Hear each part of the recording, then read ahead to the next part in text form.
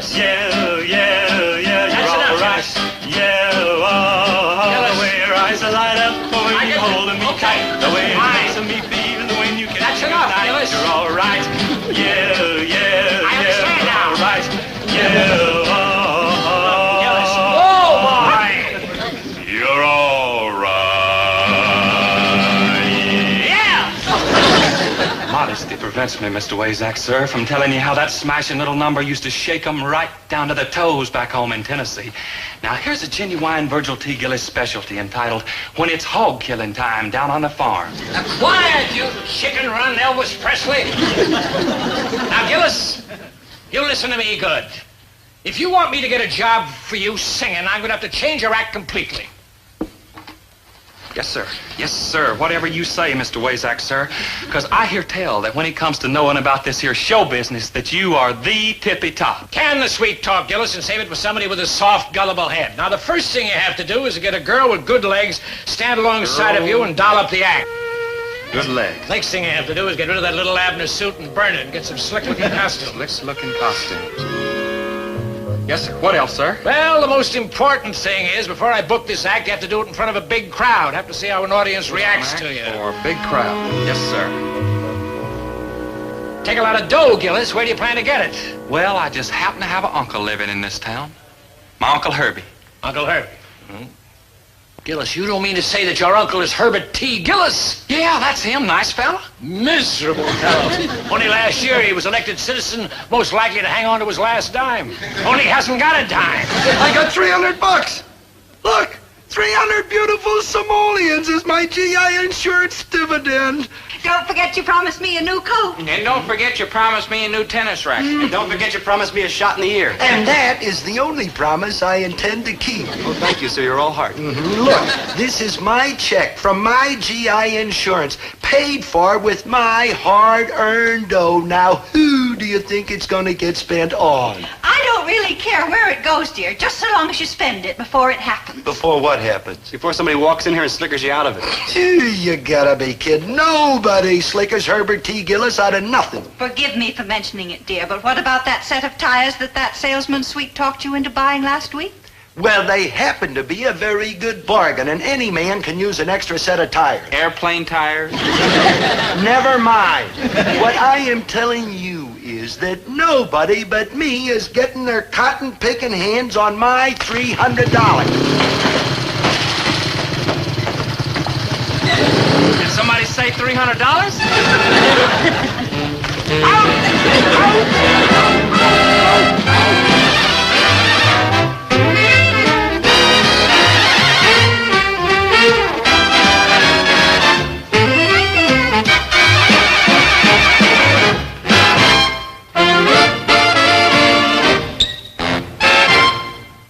I'm sorry you had to see that ugly display of violence. I mean, Dad trying to throw Cousin Virgil out of the store is not a true picture of his character.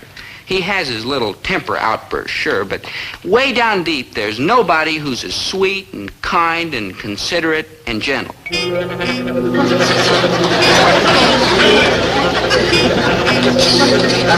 Besides which, you are going out! Uncle Herbie, that was me, Virgil T. Gillis from Chicken Run, Tennessee. Herbert, stop that! Why, that's Virgil, Cousin Orville's boy. Cousin Orville's boy. Oh, Sakes alive, you sure are a strong one, Uncle Herbie. No wonder they called you the Tarzan of the Gillises.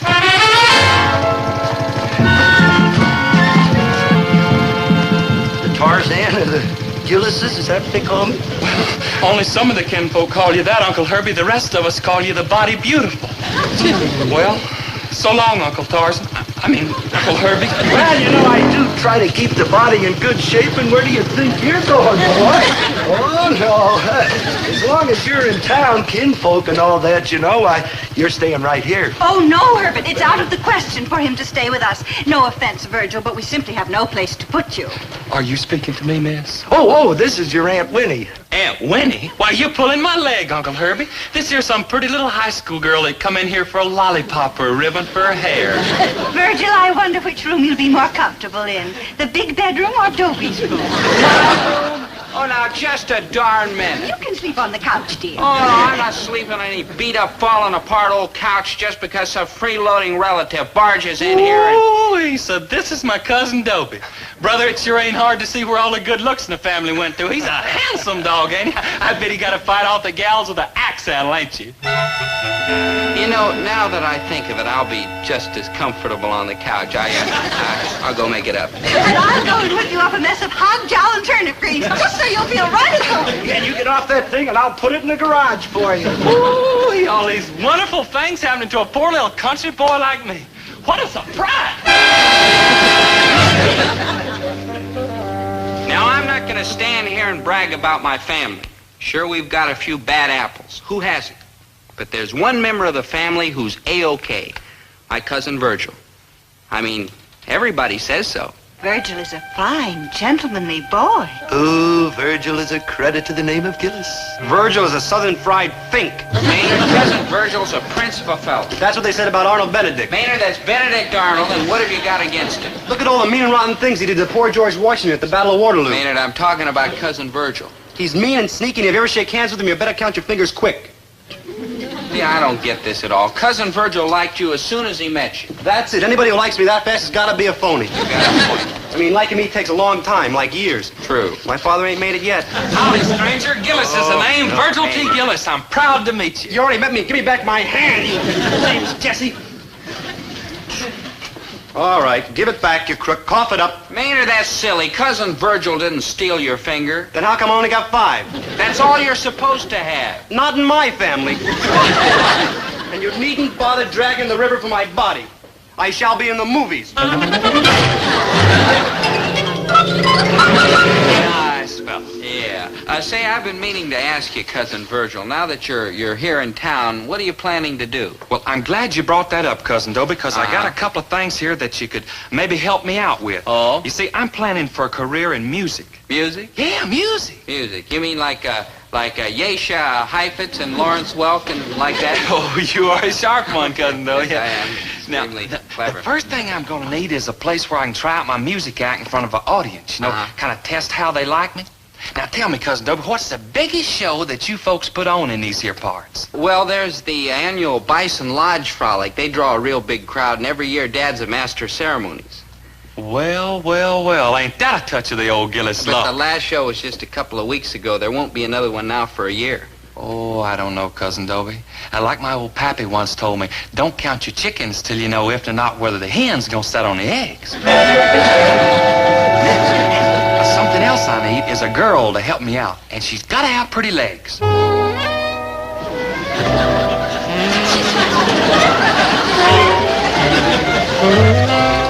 Dobie, my earthquake. Grace, my girl burger. Dobie Dumpton. I'm just dying for a mop before we go to the tennis court. You bet, dollface. Mom, I'm going now. Cousin Dobie? Ain't you gonna introduce your poor Cousin Virgil to the pretty lady? Oh, sure, cousin Virgil. This is Grace Grimsby. I sure am pleased and honored to meet up with you, ma'am. You are the nicest sight I've seen since the last time I spied the moon coming up over the rabbit hutch at scallion picking time. My, how gallant. Oh, just southern, ma'am. Just southern. Yes, he is. Come, my dear. Girl with good legs. Put on act in front of a big crowd to test audience reaction. Now, if I didn't just go and think myself up a little Jim Dandy of idea. Virgil T. Gillis, with a mind like yours, the South will rise again. I love your eyes, I love your lips. They taste even better than potato chips. But cool it, baby. Quit your goofing, please. Pretty please, pretty please, pretty please. Cool it, baby. If you wanna hug and squeeze. Yeah. Coolly do it, baby. Make like a crazy breeze.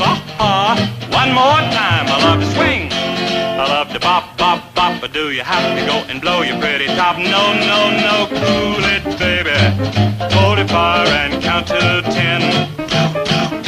Cool it, baby. Dig me, chick. I'll tell you when. Cool it, do it, baby. Till I see you once again. Once again. Once again. Thank you. Now that was for you. Now you can all do something for me. I want all of you to call my Uncle Herbie and ask him how come I ain't in that big show he's putting on one of these here days soon. Now that there's a fair bargain, ain't it? Howdy, Cousin Dobie. Hi, Cousin Virgil. How truly charming you do look, my fair magnolia blossom. Yeah, how about that, huh? Cousin Dobie, why don't you go fetch us a parcel of goodies? Now, there's a fine fellow. Take your time. Don't strain yourself by rushing back. Right. Bye, Earthquake. Bye, Girl Burger. Tell me, miss, you ever thought about going in that there show business? You sure are pretty enough. Oh, well, thank you. But Dobie'd never approve, and I wouldn't think of doing anything he'd object to. Oh, he's a right nice fellow, my Cousin Dobie. He give you that there pen? Yes, it's sort of an engagement present. Sakes alive, ain't that nice? So plain and unostentatious. Unostentatious? Yeah, that means cheap. Gracious, what have I said? But Dobie said it cost a lot of money. He wouldn't lie. Cousin Dobie lied? Never in a million years. Lying takes brains. Dobie has brains, doesn't he? I refuse to answer on the grounds that I'm a fella that never speaks mean about nobody. Oh, you mean Dobie's dumb? Who told you? Who's the low-down skunk that squealed? Oh, Miss Grace, how we tried to keep it a family secret that Cousin Dobie won the state knothead prize. But he talks like a fairly intelligent boy. Well, he also won the loudmouth prize. That's phony. I mean, who else would say the things about you that he up and said? Oh, that rat! Here you are, my little angel. Ice cream. And here you are, my big drip. Ice cream. What in the world do you expect got into her? Oh, doom. I've lost her, and I hate vanilla. Cousin Dobie, you got no call to take on that away. All in the world you need is for somebody to tell that little old gal what a first-rate, high-on-the-hog, #1 catawampus you really are. Yeah, cattywampus. Well, maybe so, but who's gonna tell her? Yeah, who? Too bad I can't do it. That's it. That's what? You tell her. For land's sakes, Cousin Dobie, I couldn't do that. But you've got to. She'll believe you, Cousin Virgil, because you're such a fine, decent, honest fella. True, I am, but I can't do it. The main thing is, I'm a little short of money. Money? Gotta show her a good time, cousin. Get her in the mood to hear all them nice things about you. I'll get you the money. I'll borrow it. I'll steal it. But I don't have no nice clothes to wear. You can have my new suit. Your suit? No offense, cousin. I'll start sewing immediately. What do you say, Cousin Virgil? Will you talk to my girl burger about me? Cousin Dobie, you could talk to Ring right off a ring-tailed raccoon. I'd do it. Oh, thank you, Cousin Virgil. Thank you from the bottom of my heart. Maynard. Start counting, Lefty. Maynard, get lost. Ooh, vanilla. I love it.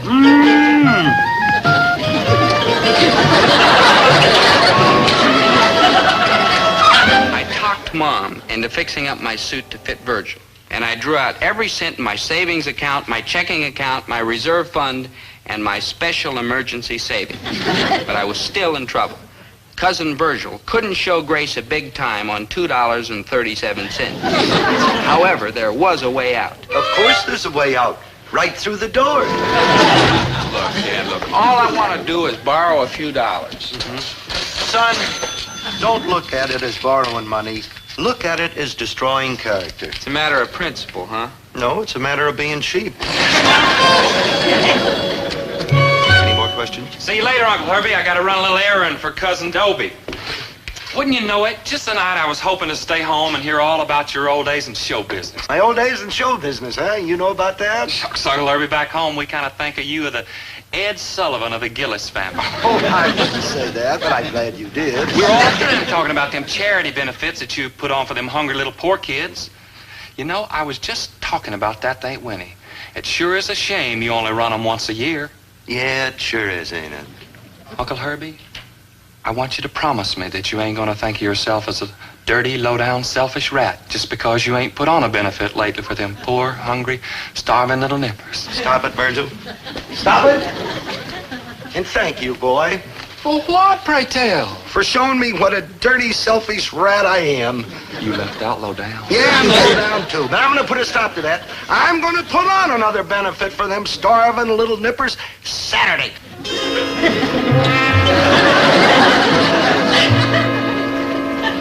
And I'll start rehearsing tonight.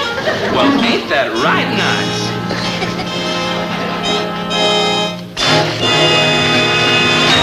here's the money, Cousin Virgil, so you can plead my case with grace. It's not much, but it's the best I can do under the, as you can see, adverse circumstances. Well, I figured it wouldn't be much, Cousin Dope, so I got you a job. What? Yeah, parking cars at the Golden Slipper restaurant. Now, you get 10 minutes off every hour, so all you got to do is just kind of keep feeding me them tips as the night wears on.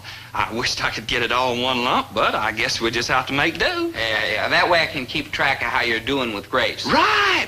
Now, be there every hour on the hour, not before and not after, but right on time. But don't let her see you. Oh, you can count on me. And Cousin Virgil, I'll never forget you for this. Corn shuckings. Can't do a nice thing for your own family? What's family for?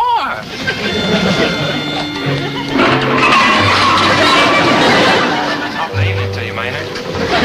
Listen again. Name.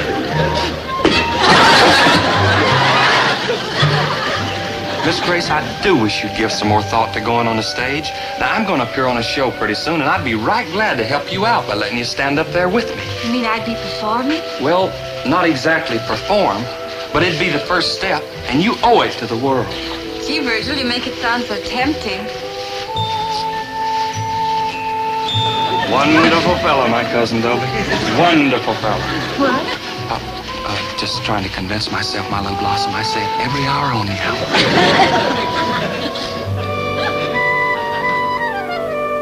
But, Virgil, dear, going on stage in front of all those people is just so public. But I'd be right there with you, my angel. Help all I can. Come on, we'll talk about it after we get in the movies.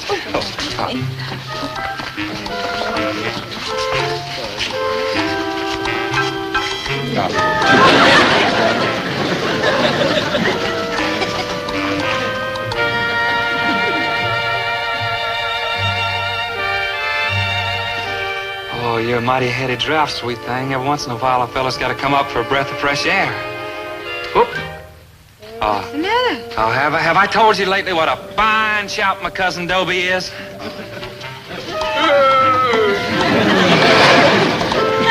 When we appear at that there bison frolic, all you got to do is just stand there and look for it. Good morning, Uncle Herbie. Say, I hope I didn't wake you up when I come in last night. Wake me up? Who slept? With that darn phone going all night, all the kids in town calling up asking me to put you in the show. What show's that? Oh, you mean at their Bison's Frolics? Yeah, I told you I was going to have another one Saturday. In fact, we're going to have a rehearsal tonight right after the poker game. How'd you like to join us? Well, Uncle Herbie, I ain't much good at them there poker cards. Oh, no. I mean, how'd you like to be in the show? Sakes alive, I would like to, Uncle Herbie, but the one thing that I ain't gonna do is get up there and embarrass you in front of all your friends in them tacky old costumes of mine. Costumes? Oh, if that's all that's worrying, why, Winnie can sew up a mess of them for you, can't you, Winnie Pooh? Oh, no, dear. I'm already weeks behind in my sewing. Of course she can't spend her time on unimportant little old me. Besides, she shouldn't be sewing costumes. She ought to be up on that stage singing. How that song go, Ain't When? The one you was singing so sweet and pretty this morning when you was throwing out them slops. Down in the mead where Robin did play his pipe to the lambkins, poor Margaret doth stay, though the young shepherd lies buried. Beautiful, Aunt Wendy. Oh, Virgil. Yes, Aunt Nightingale. What kind of costumes would you like? I just happen to have a little list right here that you can take a look at if you don't mind. And it's all settled and you'll do a turn for us Saturday, huh? Yes, sir, it's all settled, except for one thing. What's that? The electric guitar that I ain't gonna let you spend your hard-won $300 insurance money on. $300? Yep, the $300 for the electric guitar. You got this from Herb Gillis? Every penny. Herbert T. Gillis? I hate to tell you this, boy. After all the trouble you've gone through, but $300 isn't enough. A good electric guitar will cost you $200 more. My, oh my, where will I get that cash? And I can't even talk to Uncle Herbie on account of he's busy over at the lodge hall playing poker for money. And I just answered my own question. 52. Here's the deck. You mean I'm the dealer, man? Oh, for joy, what fun. Now, Now listen, you gentlemen all got to promise not to go too easy on me just because I don't know much about these here, excuse me, a little piece of leftover hay there from the farm. Just because I don't know much about these here poker cards. Now listen, the only game I know is one we call Tennessee Russian Roulette. Oh, come now, we're grown men. We don't go for those Well, kid games. now listen, y'all, I know y'all are a bunch of big sports and all that, but why don't you just kind of humor a poor old country boy, huh? I'll explain it as we go along. Now, first off, listen. First off, everybody puts in $5. Thanks heaps on it. I mean, for you out of my pocket. Where in this whole wide world over would a fella ever find a more kindly, generous Uncle Ned? You could search it over and you couldn't beat that. Oh, that was great. Now, listen. Yeah, but... Oh, heck, I ain't getting on them pretty pictures.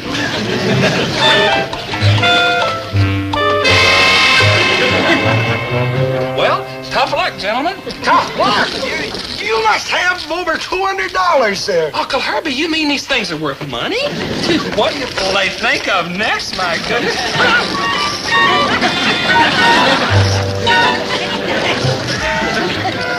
Thank you, gentlemen, thank you. I enjoyed it very much. Thank you.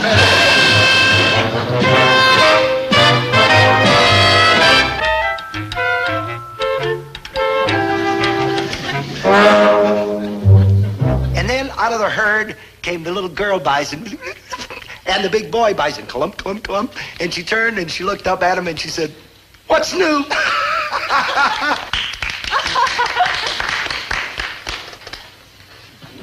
And now for the pièce de résistance, that's French, means big deal, of the evening, that song-sation from the South, my nephew, and I want to hear it real big for him now, Virgil T. Gillis.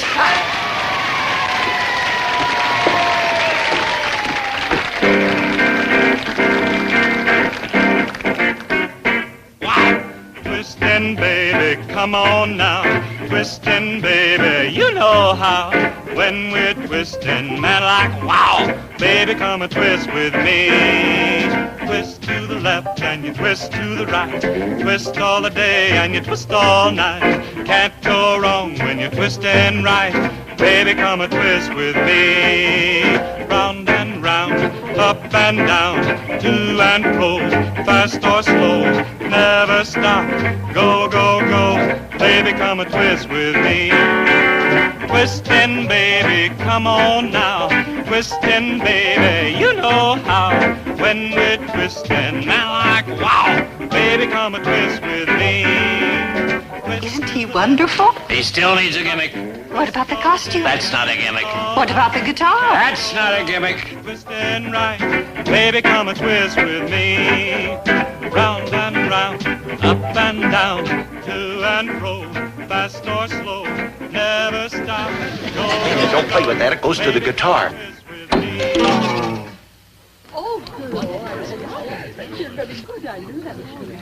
Maynard, what are you trying to do? Louse up his ass? Good thinking. Here, give me that thing. Maynard! Maynard! round and round, up and down, to and fro, fast or slow, never stop. Go, go, go. Madam, that is a gimmick. Baby, come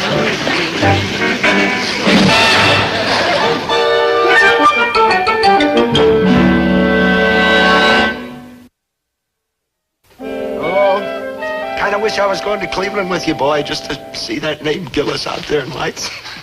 Good luck.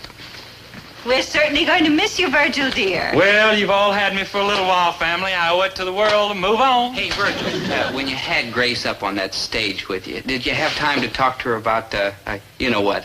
Didn't I mention that, Cousin Dobie? Didn't I mention that? Meet the hotsy-totsy new sensations, Gillis and Grimsby, the larynx and the legs. Have lightning will travel. Now, just a minute. Just a darn minute. Talk, cousin. My public awaits. Hold on, Virgil Pumpkin. Mama! Mama!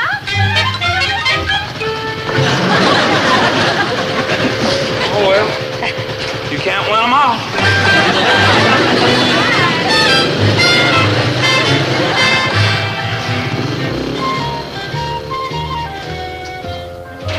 Maynard, what are you looking at?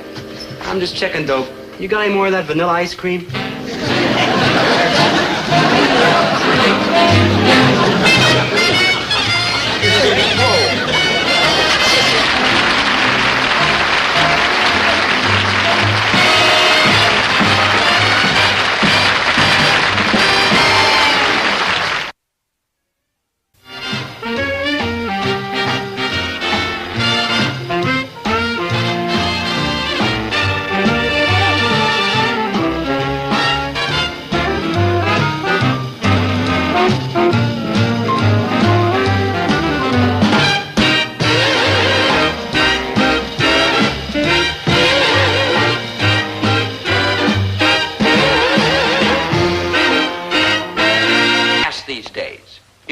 Place in the world in less than 12 hours. And that includes the 8 hours it takes on the freeway to get to the airport. Yes, sir, the world's wearing a new international look. And so are we. I mean, we're going to take you to strange, exotic places where they speak strange, exotic languages. And to make things crystal clear, we're going to translate every word that might be even slightly confusing. Is that clear? Not yet! Anyway, this soul-stirring adventure started on a pleasant, quiet afternoon.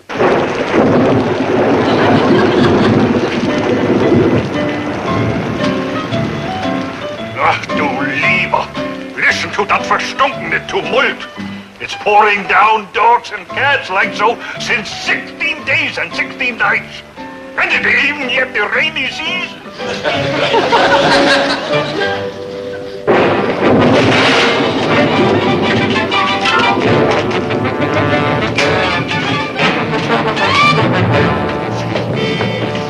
Natures, they are restless tonight.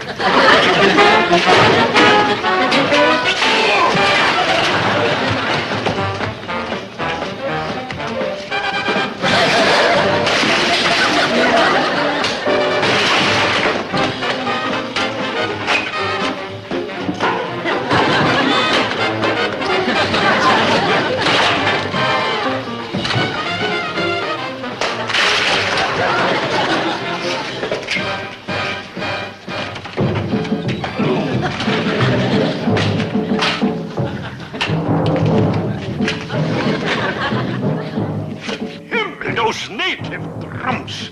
20 years I'm here in the jungle, and still they drive me cuckoo. Those drums, they're driving me crazy. I can't stand it anymore. I can't stand it anymore, I did.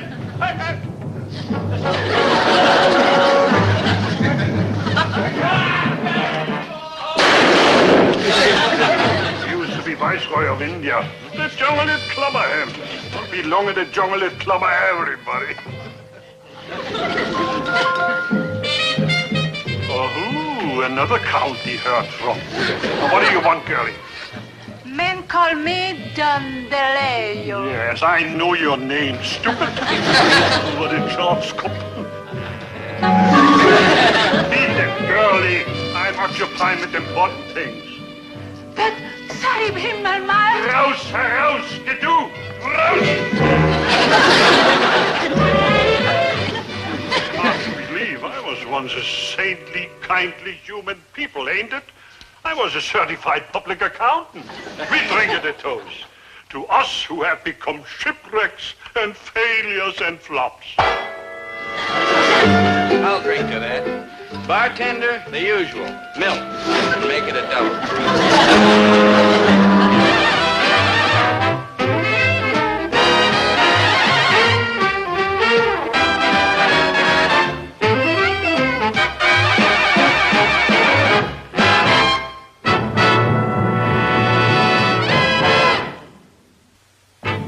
Yep, that's me. A soggy jungle Jim. Now, what was I, a sidewalk and streetcar type, if there ever was one, doing out there in the middle of the flora and fauna, or whatever they call it? It was because of my great interest in scientific exploration, because of my eagerness to advance human knowledge, because of... Clydane Quigley, and I wish to enroll in this anthropology class because I'm utterly fascinated by the study of mankind's cultural development. Excellent reasons, Miss Quigley. Enrollment accepted. Next. Dobie Gillis, and I too wish to enroll in this anthropology class because I am utterly fascinated with the fair Miss Quigley. They take the enrollment for folk dancing next door, and goodbye. Dr. Burkhart, I'm enrolling in anthropology. Mr. Gillis, you're a fine boy. You have character, personality, good manners, and an aptitude for science roughly equal to that of Rex the Wonder Horse. Okay. So I hacked up chemistry a little. Our first assignment is a field trip to the heart of the Amazon jungle in South America, where we will live among snakes, alligators, man-eating fish, thousands of savage natives, many of whom are cannibals and headhunters, who love the taste of college boys. And how do you feel about enrolling in anthropology now, Mr. Gillis? That was a close one. Better luck next time. Next. Dobie, you're not scared, are you? Want to bet? Dobie. Yeah, I mean, want to bet I'm not scared? Well, then tell Dr. Burkhart you're going to sign up for the class and go on to the expedition. For me, Dobiekins.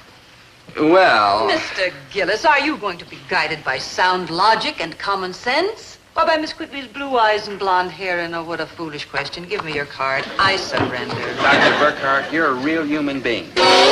You rang? Oh, hi, Maynard. I just signed up for anthropology. We're going to hold class in the Amazon jungle in South America. South America? Ooh, man, Dobe, you're going to have to get up awful early in the morning. That's a long hike. No, Maynard, we're going to stay down there. We are? Oh, no, you're not coming along, too. You don't mean it. You don't. You don't mean it. I just said it, didn't you hear me? And you know I don't fib. I'm too simple in the head. Oh, I'll go along with that. I mean, me and Dobe are like inseparable. I mean, we're like two peas in a pot. Wherever he goes, I go. I mean, even if I have to get there over my dead body. Don't tempt me, Mr. Krabs. Don't tempt me. This is the world-renowned Amazon jungle. It's a storehouse of anthropological information. It's a haven for rare birds and fish. It's a death trap, a torture chamber, black hole of Calcutta. Water. Water, please, somebody. Water. Water, please, somebody. Water.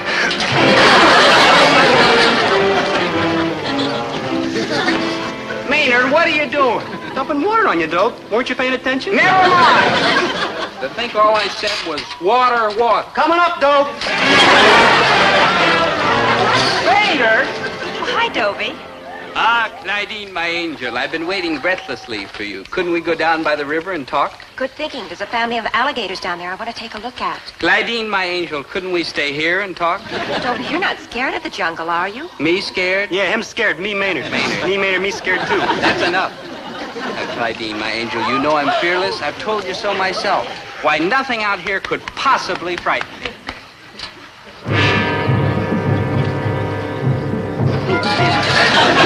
I tell you. They'll cut us to pieces, man. Yeah, and I'm ticklish. Dobie, stop. Natives aren't here to hurt us. They're just here to look us over. That's just what General Custer said, and I'm cutting out. Oh, no, I'm going. Ah, I see that our guests have arrived.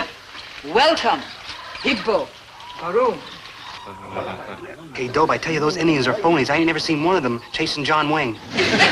Now, as a part of our, shall we say, on-the-spot education, our guests are going to demonstrate their method of building a fire. Garoon, Higbo. Hey, girl, you was right. Them natives are friendly. Like, hi, friendly natives. Like, bye, friendly natives. Maynard, they won't touch you. How come they're all looking at me like I'm a turkey and Thanksgiving's coming? Now, be very careful, students, and don't appear frightened, because if they know you fear them, they might revert to their quaint, primitive ways, namely collecting heads. Claudine, my sweet, while they're busy setting fire to everything, how about you and me sneaking away and setting a fire of our own? How about that? I've lost girls before, but to a bunch of Indians who never even chased John Wayne? Come on, I'm so silly old. Let's be frank. My romance with Claudine Quigley was getting absolutely nowhere, and it was taking a heck of a long time getting even that far. So I had to switch my approach in mid-jungle. I had to convince Claudine that I was off my rocker about the Amazon River, and my work in anthropology was sensational. Mr. Gillis, your work in anthropology is atrocious. Atrocious, Dr. Burkhart? Gee, that's not exactly the word I'd use. Here's your record. What's the word you would use? Will you buy pathetic? Every student in this expedition has found at least 6 authentic relics of the civilization that once flourished here, except you, Mr. Gillis. Well, you see, Doc. The mind boggles at the thought, but even Maynard has done better than you. Hey, looky here what I found. A bone. Mr. Krebs, that's tremendous. Ooh, if you think this is big, you should have seen the dog I took it away from. That's ridiculous. Clydine, my sweet, I've Not been now, looking Dobie. for you. Can't you see I'm busy? Dr. Burkhart, look at all the fabulous Indian relics that Maynard found.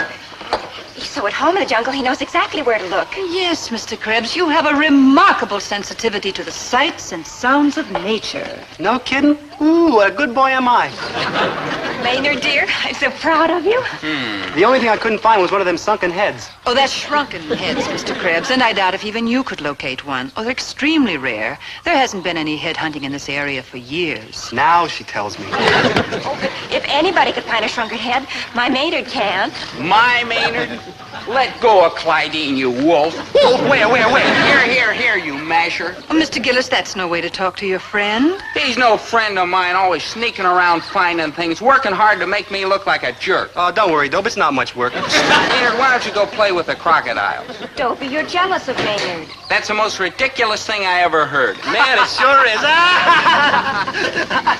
Listen, smart apple. Maynard's the kind of man I adore. Me? Oh, come now. Yes, you are. He loves and understands the trees and the outdoors. He's not a left-headed bumbler like you.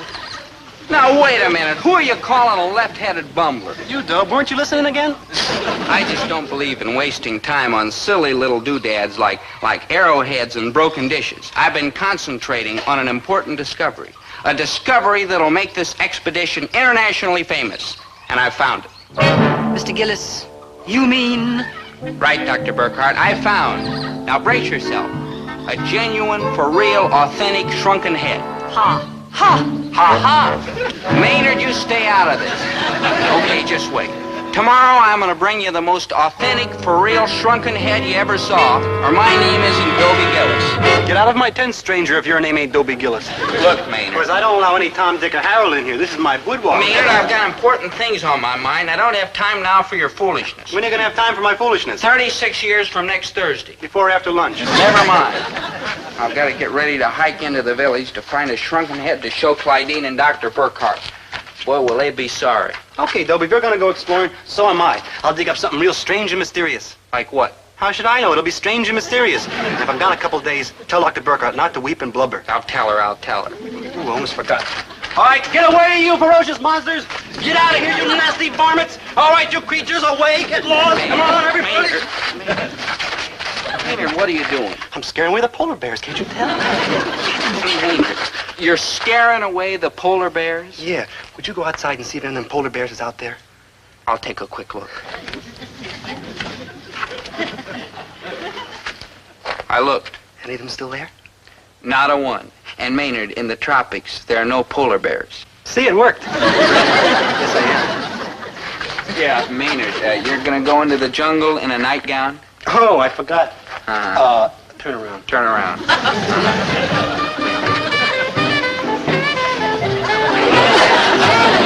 Now I can look. Yeah, okay, now. Yeah, okay. It took me all night to hike into the village, but it was worth it because I found Mr. Himmelmeyer, the finest, most influential, most distinguished man in the whole jungle. Castle, you call this whiskey? Yes, it is whiskey. And it smells good. I have another gallon. Make it two. Mr. Himmelmeyer, they say you're the most influential man in the whole jungle. They say if you need something, go to Himmelmeyer. You bet your boots, Buster. What I need desperately is a shrunken head for the anthropology expedition. Say, you one of them college kids from that verkackelte camp out there in the boondocks? Yes, Peter Pryor College, sir, and proud of it. Oh, a student! Why don't you say so? I'm a college man myself. Liederkranz University class of 35. Ra, ra, ra, sis, boom, ba. We dick umlaut, ja, ja, ja. Dr. Burkhart. Mr. Mr. Gillis, have you seen Mr. Krebs today? No, but he must be around someplace. He does a lot of wandering. It goes with his mind. But his bed wasn't slept in last night. Well, that doesn't prove he's missing. Sometimes he sleeps on the floor. And he hasn't shown up for meals. He's missing. He's probably somewhere nearby, safe. I just can't help being concerned. Yeah. Keep an eye out for him. Yeah. I'll be a lady and make no remark about the company you're keeping. Dr. Burkhart had no reason to worry about Maynard. He always shows up. That's what his family's been complaining about. Right now, my problem was to get that shrunken head from Mr. Himmelmeyer. We were both college men, so he'd probably offer to get me one absolutely free. All right, Chester, I get it an old one for you, out of the kindness and warmness of my heart. $20.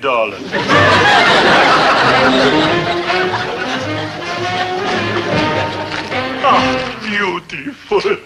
Hey, you chick, bring it in here. One shrunken head and be schnell about it. Slow poke. Don't poke so slow. What kept you? Dandeleo bring you the shrunken head as your command. Sahib Himmelmeyer? Now, leg off, Dolly. I'm dealing and wheeling it a big deal. Nice girl. She's sending her brother to medicine man school. Hey, have a look at that shrunken head you just bought. No. It's a little beauty. I'll take your word for it. Yellow liver? I figured I'd wait and be surprised along with Clydine and Dr. Burkhart when I hand it over to them. Boy, are they going to make a fuss over me. I can hear them now. Dobie, you're a hero, a natural-born explorer, a credit to the school. Beast! A despicable monster! A disgrace to the human race. Please, ladies, don't be upset. You'll get used to looking at a shrunken head. Have you no conscience? Oh, I see. You still don't believe that this head is authentic. Well, I can prove it's beyond the authentic, shadow... all right. You Jack the Ripper, you. Of course it's real. That's the trouble. If it only were fake. If it only were. Huh?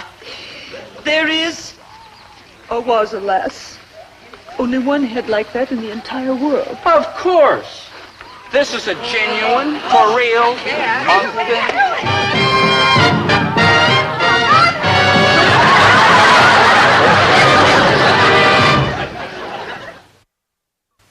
How about that for loyalty and trust? Clydine and Dr. Burkhart were sure that I had something to do with the rather odd thing that had apparently happened to Maynard.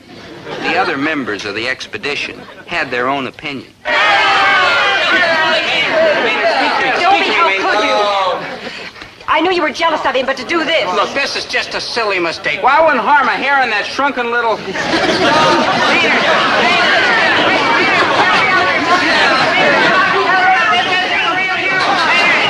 You know he isn't going to answer. You know he disappeared yesterday. And now we know where he disappeared, too. Yeah!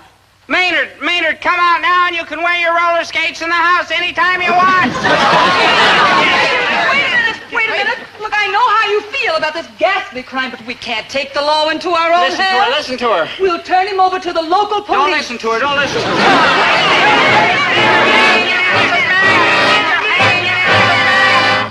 Okay, I'll admit things looked bleak, but there really wasn't anything to be scared about. I mean, it wasn't as if the district commissioner was actually going to hang me. Okay, I'll admit things looked even bleaker, but I still wasn't scared. Even in the jungle, people know the meaning of justice. Justice? Here? Hey, Manuel, you hear that? Biggest laugh today. Look, I demand a fair trial. Mr. Commissioner, he will get a fair trial, won't he? A fair trial here. Manuel, you hear that? The lady. He said she's a big joke. Dr. Burkhart, I'm scared. Relax, ladies and gents. I take care of this case good after I finish with Manuel here. Manuel, for double parking the ox cart, I sentence you to 1 day in jail. Oh, you see, Clydine, they're not so bad here. Yeah, maybe not. But we have no room left in the jail. Hey, you're gonna let me go, eh? No, we're going to shoot you. Adios, Manuel. No hard feelings. Remember, You will always be my favorite brother-in-law. You can't win them all. Okay, get with it. And aim good.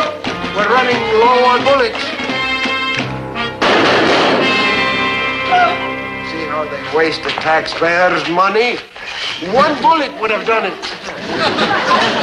All right, next case. Oh, Mr. Commissioner, I'm not sure that I want to proceed with this. Oh, do not worry, little lady. I promise you I will listen to the defendant's story very careful, and I will give him every break. Okay, murderer. Go ahead with your filthy lies.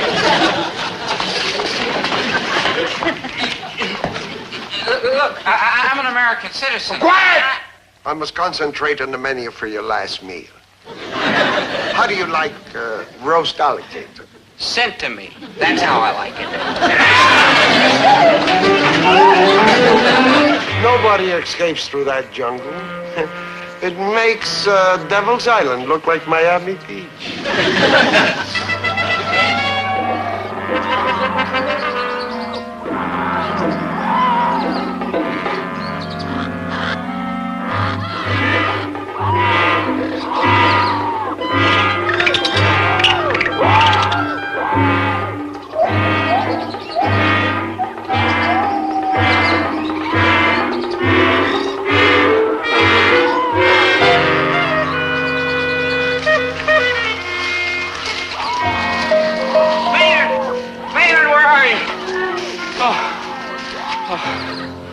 I can't go on. I can't. No food, no water, savage animals all around. Oh, how much torture can a man take? How long have I been wandering like this? How long? A day, a week, a month? I've lost all track of time. Who knows? 6 minutes? Maynard! Maynard, where are you? Maynard!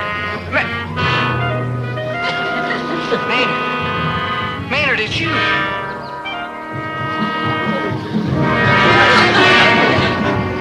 People. Human people. It's Dr. Burkhart's friendly Indians. I'm safe. I'm safe. Thank heavens I'm safe.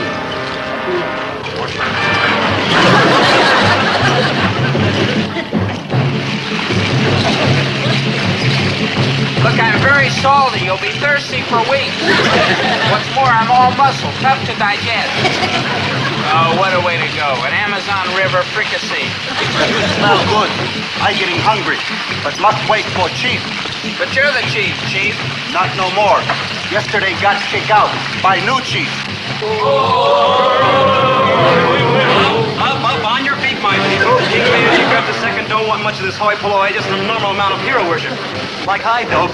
Hey, what are you doing up in that double boiler? Maynard, King Maynard G. Krebs the second. It ain't really the second, but the first don't sound too dignified. Hey, Dob, how come you turn all red like a potato? Maynard, that's tomato, and make him turn off the fire quick. Unheat my friend, my people. We eat hot dogs instead tonight.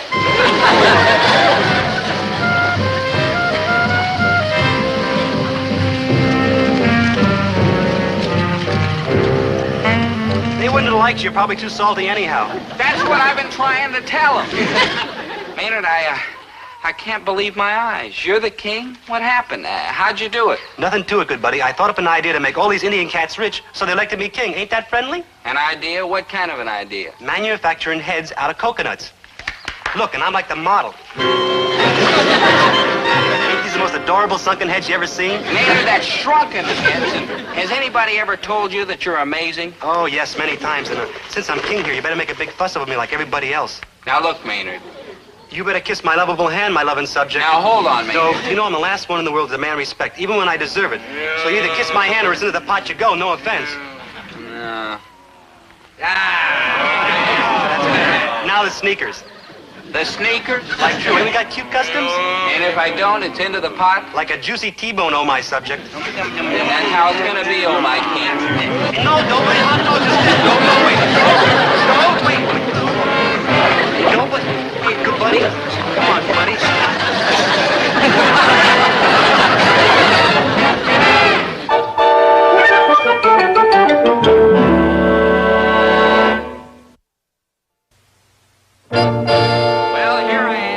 civilization, and still in one piece between Maynard's pleading and my own dislike of human boiled food, namely me. I changed my mind and climbed out of the soup kettle and came home.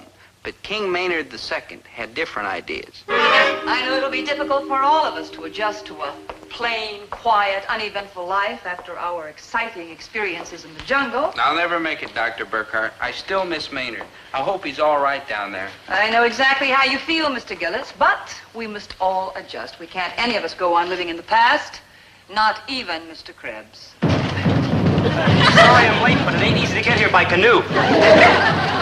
Maynard. Of course, I only get 6 miles to a native.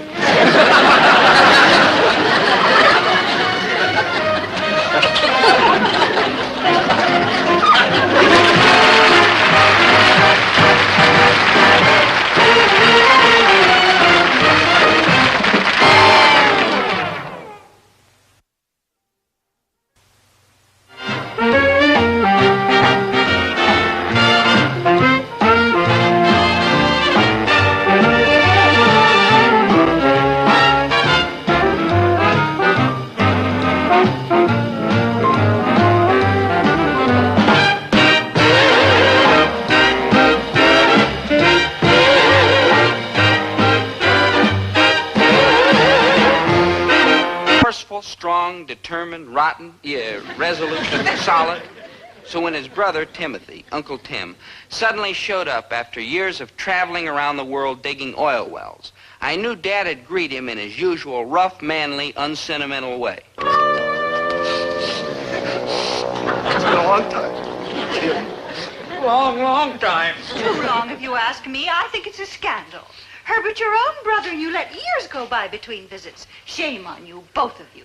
Winnie, we've been a couple of busy men. Tim going all over the world and digging oil wells, and me operating this successful independent grocery store. And, you know, when a couple of fellows get mixed up in commerce and industry, they don't have time to socialize. True, Tim? True. What brings you to town, Tim? Well, hi, Mom. Hi, Dad. Bye, Mom. Bye, Dad. Got a date. What you got his company, boy. Come on up here and shake hands with your Uncle Tim. Hello, Dobie. Well, Uncle Tim. Gee, it's great to see you. How are you? How's your little boy? Duncan. Duncan. Yes, he's still dragging that teddy bear around? He's 16 years old, though. Well, that's nothing. I've got a friend, Maynard G. Krebs. Never mind. Uncle Tim, I hope you'll excuse me. I've got kind of an important date. I'll see you later, Mom, Dad, everybody. Sure, boy. So long. Fine, boy. Well, that's a debatable question, but I'll tell you one thing we're happy for, that he's all grown up and out from underfoot. Winnie and I feel like we've been let out of prison. Don't misunderstand us, Timothy. We've always loved Dobie, but it is a relief not to have to go through that teenage business anymore. Oh, you can say that again. Oh, I wouldn't have a teenager around the house again for $1 million. Well, that's kind of what I wanted to talk to you about. You see, they made this oil strike out in Central Africa, and I've got to go out there, and I was wondering if I could leave Duncan with you for a few months. No. Negative. I've served my time with teenagers. I've paid my debt to humanity. All I want now is a little peace and quiet before the great grocer in the sky calls for my invoice. Shame on you, Herbert. Your own brother, your own flesh and blood. Timothy, we will be delighted to have Duncan stay with us. How soon can you bring him here from Cleveland? Well, as a matter of fact, he's not in Cleveland. He was sitting around the corner in my car, but... Hi, Uncle Herbie. Hi, Aunt Winnie. Hi, Pa.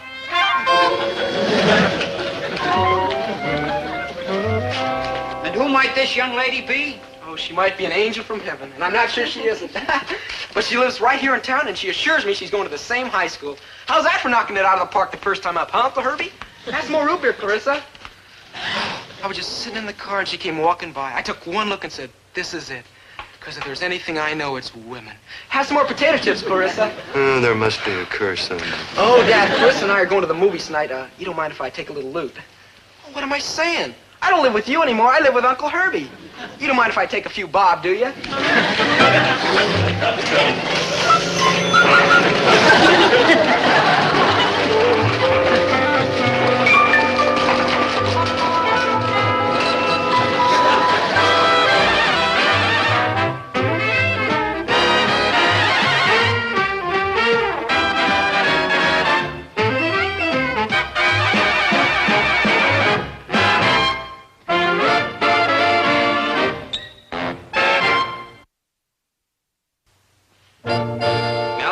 one thing straight.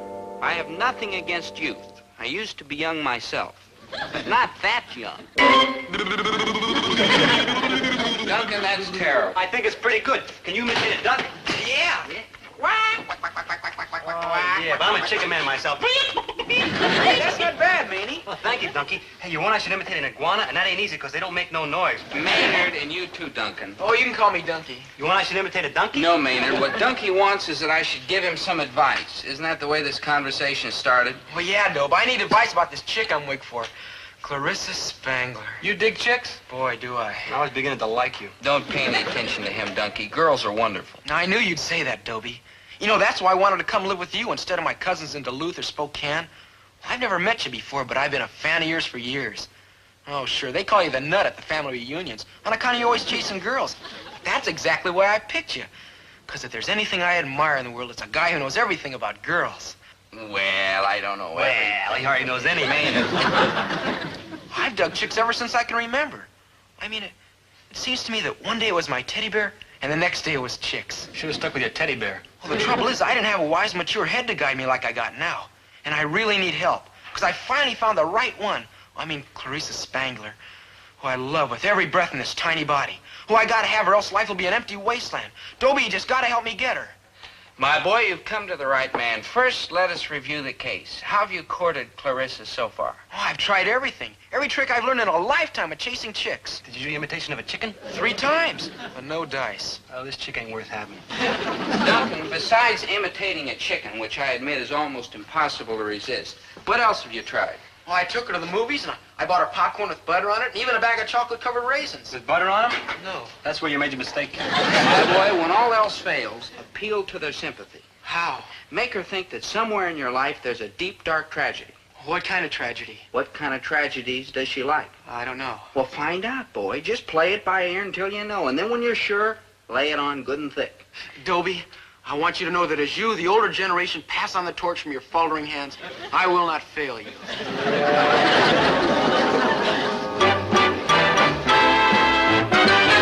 My cousin Dunky's a lucky kid. What do you mean, Dope? Well, you know, having me to guide his unsteady feet down the path to romance, profiting from all my skills in the art of love. What skills? Maynard, do you think that without my kind of know-how, I ever could have got a girl like Kathy Moran? Why, every guy on campus was chasing her like a maniac, but who got her? Not you. Is that so? Well, for your information, she accepted a locket from me last night with my picture in it. And for your information, Dobie Gillis, she's just returned a locket to you with your picture in it, just now. Yeah, but Kathy. 14-karat gold, he said. 14 box tops, you mean? Is that what you got for 14 box tops? What I got was a trick telescope, see? Well, it isn't really a telescope. What you do is you put up to your eye, see, and it makes a big black circle around your eye. What you do is fool your friends. Only I ain't got no friends, so what I do is fool myself all day long. All right, Kathy. So I got the locket for box tops, but someday I'm going to have lots of money. Well, I'll tell you something you're not going to have. Me. Goodbye, you pauper. Hey, Kathy, wait. Kathy. You all right? My ankle, I think I sprained it. Oh, gee. Let me cheer you up, good buddy. Will you just help me up? Sure, let me cheer you up some more. Maynard, you'd better help me home. Hi, Clarissa. Duncan, in case you didn't understand me last night, let me repeat. You and I are through. Kaput. Fini. Sayonara and out. I can't say that I'm surprised, Clarissa. After all, tragedy's a familiar old friend to me. Well, I'm not surprised either. So long. Goodbye. What do you mean, tragedy? Oh, forget it, Clarissa. After all, you're young, beautiful, vibrant. A shining world lies ahead for you. Don't get involved with the likes of me. Are you sick or something? Physically, no, but... Oh, I'd rather not talk about it. Oh, well, you can tell me, Duncan. You're sweet, my dear, but what does a sunlit golden girl like you know about the dark corners of the soul? Corners of the soul? Are you kidding? Why, I watch the soap operas on television every day. There's one on at 5 o'clock I wouldn't miss for anything. Ursula Upshaw, dental technician. My goodness, what a wonderful person she is. And I just know that Seymour, that's the dentist, Seymour would marry her in a minute because he's crazy nuts in love with her, and she's ape over him, too. But she won't marry him. How come? Alcohol. A drunken dental technician? Oh, not her. It's a member of her family, see? Drinks up everybody's wages every week. 20, 30 people walking around with holes in their shoes because his lush keeps spelling the grape. Say, that's not your tragedy, is it? Well. Because if it is, my heart sure goes out to you, you poor thing. Well, you guessed it, Clarissa. That's it. A member of my family. All the time in the tank. Oh, you poor baby. That's the way the cork pops. Which member of your family? Well, if you don't mind, I'd rather not say. I admire your courage, Duncan, but sometimes it's better to talk. Oh, you see, what I mean is... Hi, Dunky. Dope don't feel too good. Your cousin, Dobie? Young, too. Oh, what a tragic tragedy. Hey, Ducky, you want to come home with me? Not now, cousin. He hates to drink alone. Yeah, I'll see you later. Down the hatch. Oh, you poor dear thing. How awful this must be for you. A man doesn't like to complain. Well, you complain all you want. It's time you cried on somebody's shoulder.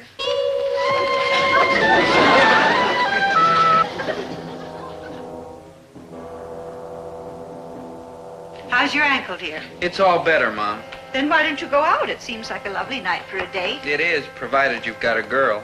Where's the girl that you had last week? Where are the snows of yesteryear? Hey, Winnie, I thought there was some cold chicken in the icebox. Well, there was, but Duncan wanted a snack when he got home last night. A snack? The only part of that chicken that was missing was the neck. Well, you know how growing boys are. I've been trying to forget, but I'm learning all over again. Time for some radishes?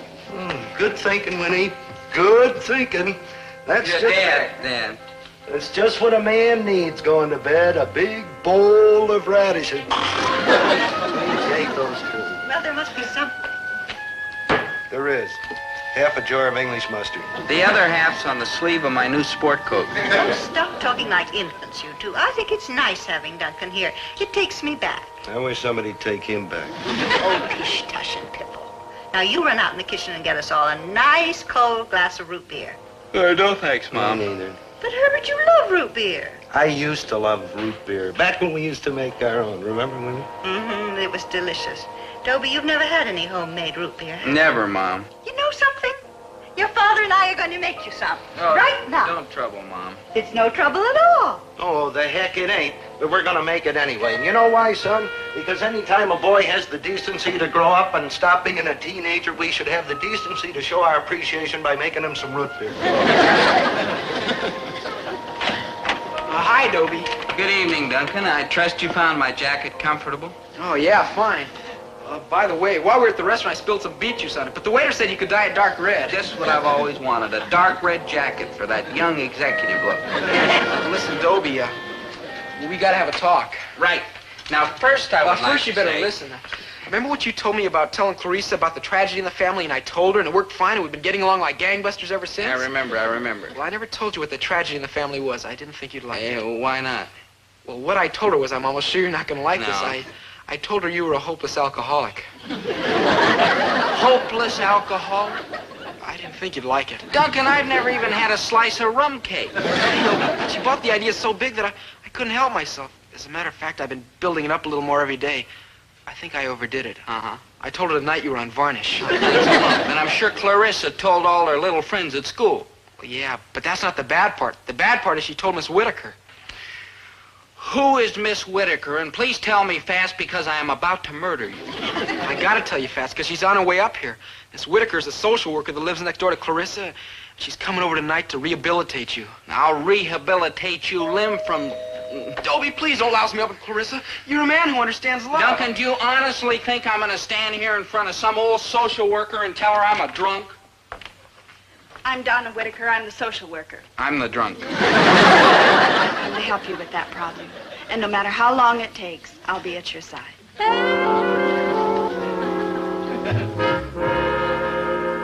Hey, kid, run out to the garage there. I think there's a little varnish left. Dobie, you're a great American. Yeah, baby, we'll have a little snort, and then we'll play a little run, sheep, run. Mr. Gillis, I want you to sit right down here beside me, and we'll have a nice, quiet talk. Anything you say, baby. Now, from now on, I want you to trust me and depend on me completely. Now, I'm not going to give you a lecture. I just want you to take one look in this mirror and see what you've done to yourself already. That puffiness, that flab, that sickly pallor. Now, you don't have to look like that. Oh, I don't say you could ever be handsome. You don't, huh? No, but there's no reason why you couldn't be a perfectly presentable, useful member of society. Let me help you, Mr. Gillis. Let me take you by the hand and lead you back to the human race. This could take a long time, baby. That doesn't matter. I mean, you'd have to be with me every evening. Oh, I'm fully prepared. We'll go to concerts, football games, movies, temperance restaurants. I'll show you a new, clean, wholesome way of living. This has got to run into lots of money. The foundation has a budget for that sort of thing. You know what I'm going to do, Pussycat? I'm going to let you rehabilitate me. Thank you, Mr. Gillis. It won't be quick and it won't be easy. But remember this, when things get tough, you lean on me. Yeah. Now, if I may, I'd like to meet your parents. What for? Well, we'd like to get a complete picture of the subject, the family life, the environment, the parental influence. Where are they? My parents, they're in Hong Kong. You honestly believe your parents are in Hong Kong, Dobie? Yeah, Hong Kong or Minneapolis, I forget. Poor young man. How far gone you are. Yeah, I'm a sad case. Good evening. I'm Miss Whitaker. You, I assume, are Dobie's parents. Oh, that's a good assume. Won't you sit down? No, thank you. May I ask what it is you're making? Well, it's what you call a brew party. We're cooking up some real McCoy, you know, regular pre-war stuff. You see, Dobie's never had any. I mean, not the homemade kind. No, this stuff's got a lot more kick than what you buy in the store. If I understand you correctly, you're making this for Dobie? Yeah, well, I know it's a lot of trouble, but then what are parents for? You certainly have an interesting and novel interpretation of the function of parents. It's certainly not mine. Now, you may report me to the foundation for this if you'd like to, but I simply cannot stand by and see a potentially worthy young man driven into oblivion by his own mother and father. Dobie, help me.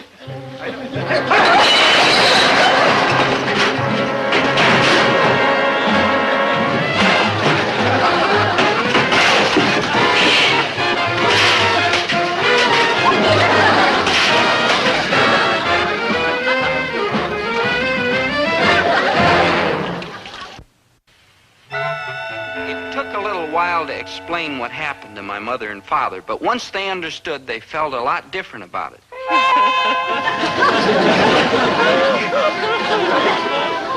I knew it was only a matter of time until Mom and Dad would recover completely. 7 or 8 years, maybe. But meanwhile, I was having a ball.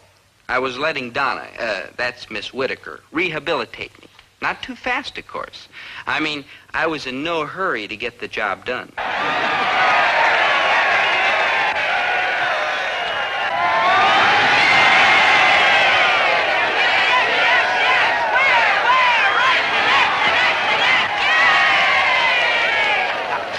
Thirsty work, eh, brother? Dobie, courage. Courage. Dobie! It's always hardest the first time. It'll get easier each time. Yes, my good Donna. Yes, my angel of mercy.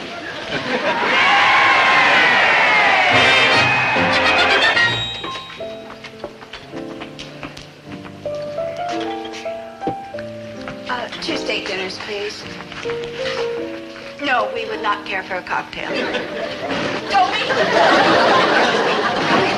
Just move over here. Now, easy. Yes. Dobie, together we're going to conquer this demon that's destroying you. Yes, my great Tony animal. Yes, my beautiful shield and protector. Yes.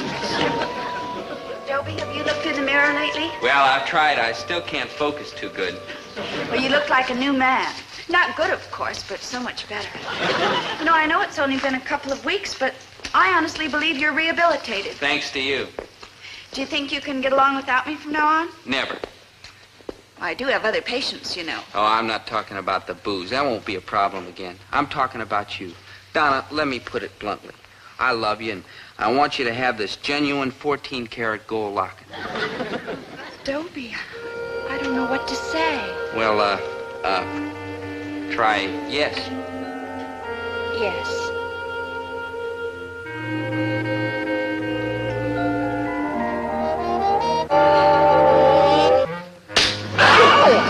Oh, what was that for? I thought you were wait for me. I was when you had a tragedy in your life. But I still got one. My cousin Dobie, the lush, remember? Mm-hmm, the ex-lush. I was speaking to Miss Whitaker yesterday, and she said that Dobie had become a worthwhile member of society. Why, in fact, she's wearing his 14-karat gold locket. So, where's your tragedy now, mister? You've got none. As far as I'm concerned, you're just another underage Romeo with no problems that couldn't be fixed by a banana split. Oh, you're wrong. You're wrong. Dobie's not out of the woods yet. Not by a long shot. Miss Whitaker says he is, and that's good enough for me. Oh, he's out of the woods with his drinking, maybe, but... Oh, he's got a whole new tragedy. Twice as bad. Yeah? What is it? Oh, I can't just tell you. I mean, it isn't fit for the pure, sweet ears of a minor girl. Whisper it. I can't. I couldn't. It's just too embarrassing. I couldn't just sit here and look you in the eyes while I told you. All right, then you don't have to sit there and look me in the eye. You call me on the phone tonight. And, Dunky, if you lie to me... Yeah? This.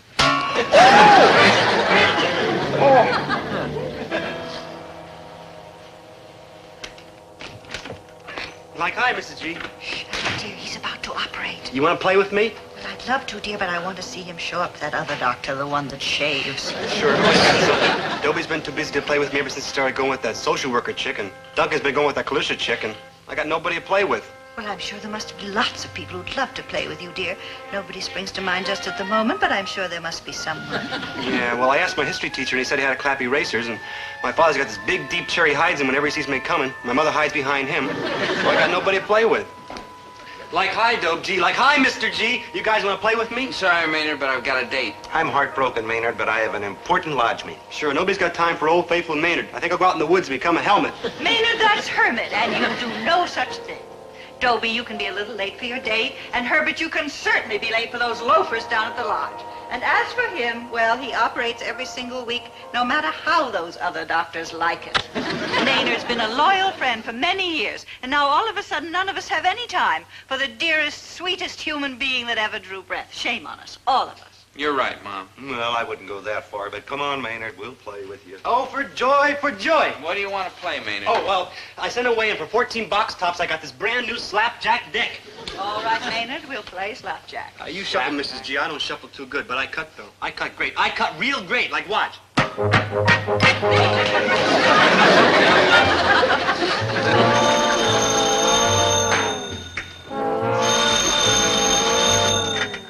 Hello. Oh, hi, Clarissa. I just called to tell you I love you and you're beautiful. Yes, I know you love me, and I know I'm beautiful. What I don't know is this new tragedy Dobie's mixed up in. Well, I'd like to tell you, sweetie face, but I just can't. Yeah, and I know why you can't. Because there isn't any tragedy, and you haven't been able to think of one. And you are the biggest liar in the whole world. And if I never see you again, it'll be too soon.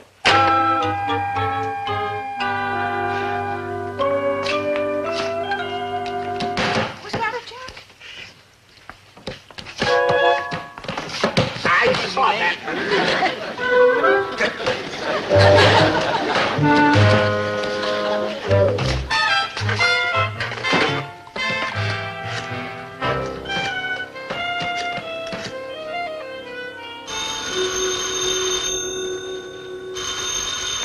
Hello, and if it's you, Duncan, I withdraw the hello. Clarissa, I've decided to tell you what Dobie's new tragedy is.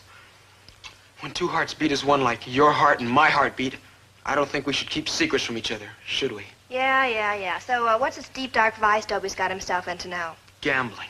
Gambling? How awful. Oh, it's worse than you know. There's cards everywhere. The whole family's gone gambling mad. Why, they've lost the clothes, the store, the car, everything. Still they go on. Oh, Clarissa, you have no idea how awful it is for a youth of my impressionable years. Oh, you poor thing. So when will I see you? Tonight, and soon. Now, you stay right there.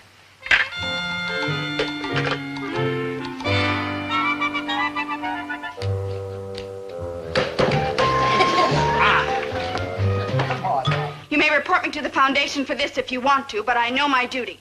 Come, Clarissa.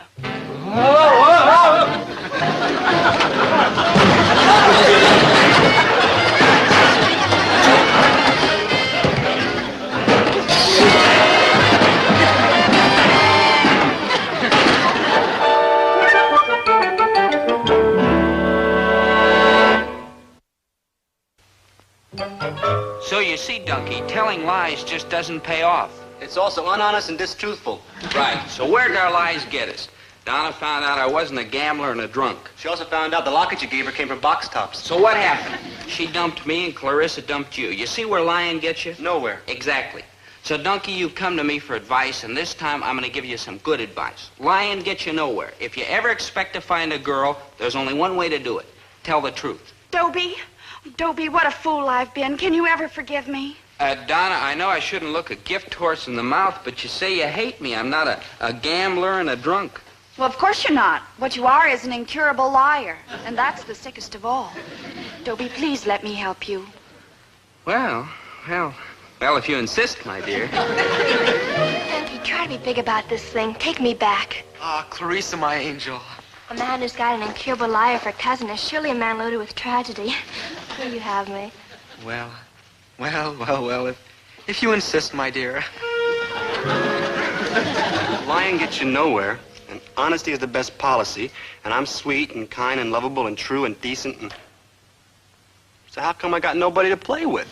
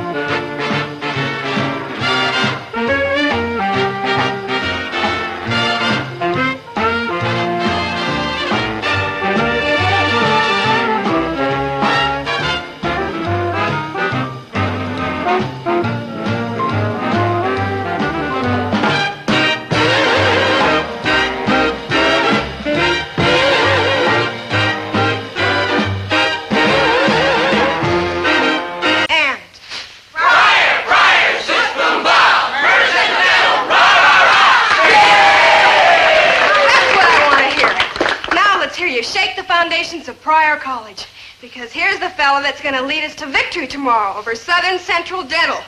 Your hero and mine, Dobie Gillis.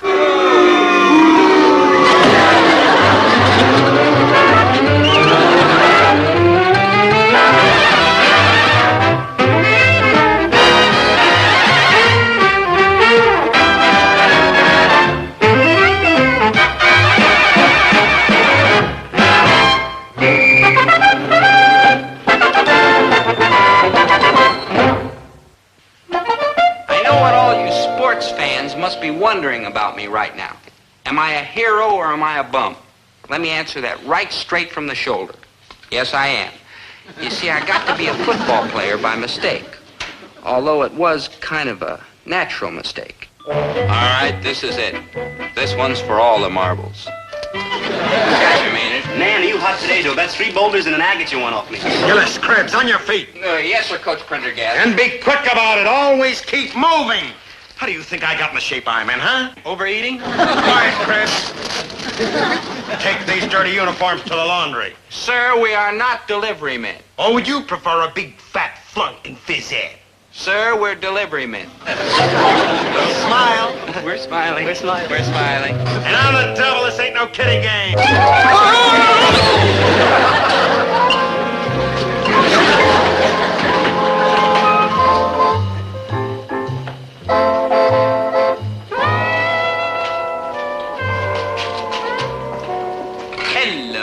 How delightful to find one so fair amidst... Get lost, Waldo. Ah, that's what I like. A fiery spirit to match a fiery beauty.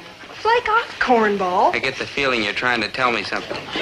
How you doing, Doe? Bad? Bad. Miserable. Like always. You better get moving. The coach was growling at you like he stole his T formation. Coach? You're football players. Where? I should have known all those football suits. It's easy to see you're rough and tough and fearless. It's easy to see you need glasses, no offense. I just can't resist football heroes. Then you won't have no trouble with us, ma'am. We're classified 4F in the Physical Misfits program. Maynard, enough. Allow me to introduce myself. I am Dobie Gillis, and I am a quarterback. I'm Lottie Lee McQuitty, and I am the new drum majorette. I am Manny G. Krebs, and I collect tinfoil. Maynard, why don't you go run for a field goal or something? Lottie Lee, my fair athlete worshiper, I shall be brief, for there is so little time, what with skull sessions and scrimmages and tackling dummies. You rang? Maynard, goodbye. My sweet, Will you do this old pig Skinner the honor of sharing a malt after practice? I would be honored, my tiger. Sure, she'll talk of many things, of crowds, of rallies, of how strong I am. Until then, my heart. All right, Krebs. Back to the hurly-burly of bodily contact. Crouch down, Maynard. You know, blocking grip. Oh, no, Dope. I practice too easily. Maynard, I'll explain later. Get down. Ready? Height!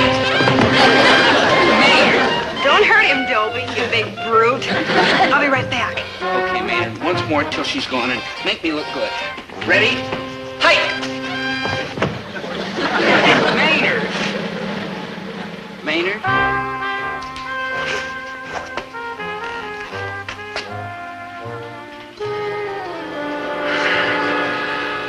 Hi there. Hello, Sonny. Yeah, sorry, I mistook you for my friend here. We were working out. Hold it. Yeah. I noticed you were conversing with the little lady there. Yeah. Don't do that anymore. Yeah, I beg your pardon? He said, don't do that anymore. Your buddy's got it right. I don't get it. I'll interpret, good buddy, because I dig those adenoids loud and clear. I mean, do not talk to Lottie Lee. Do not buy her no pom-poms or malteds. Do not look at her or do not associate with her in any way whatsoever, as she is my girl. And, who are you? I am Stanislaus Jahersky. Did you just sneeze? Known to gridiron fans the land over as Road Blanc Jahersky. Gesundheit. The most devastating fullback in the history of Southern Central Dental. I am here to visit my lady friend, namely Lottie Lee McQuitty. And should you ever speak to her again, and I will be forced to beat you severely about the head and body, so you would be removed to the emergency ward of the nearest hospital. Hey, you can't talk to us like that. Maynard, look at his muscles, and he can. Stand back, Dobie. He won't lay a glove on you. Listen, Shorty. Where am I? Man, look, he's like homogenized. Maynard, that's hypnotized, and it sure is. It's like a trance. Mr. Jahersky, roadblock, sir?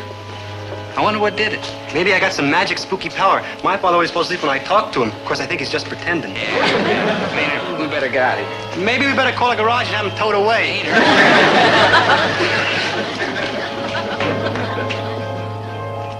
Darn it, it's happened again. Roadblock, wake up, Roadblock. Roadblock, everyth's fine. There's nothing to be scared about. Roadblock! What? What happened? Did you get the number of that hippopotamus that hit me? Roadblock, nothing hit you. It's just that word. You heard it and you went blank again. You mean Shorty? Roadblock, snap out of it. Roadblock? I cannot help it, Lottie Lee. Ever since I was born and the doctor slapped me and I slapped him back, well, I've been bigger and stronger than everybody. Why do people always gotta think they're funny and call me No, don't say it. Yeah, why do they always gotta call me that name? It gets me so mad, I get into a trance like I was homogenized. Roadblock, that's hypnotized.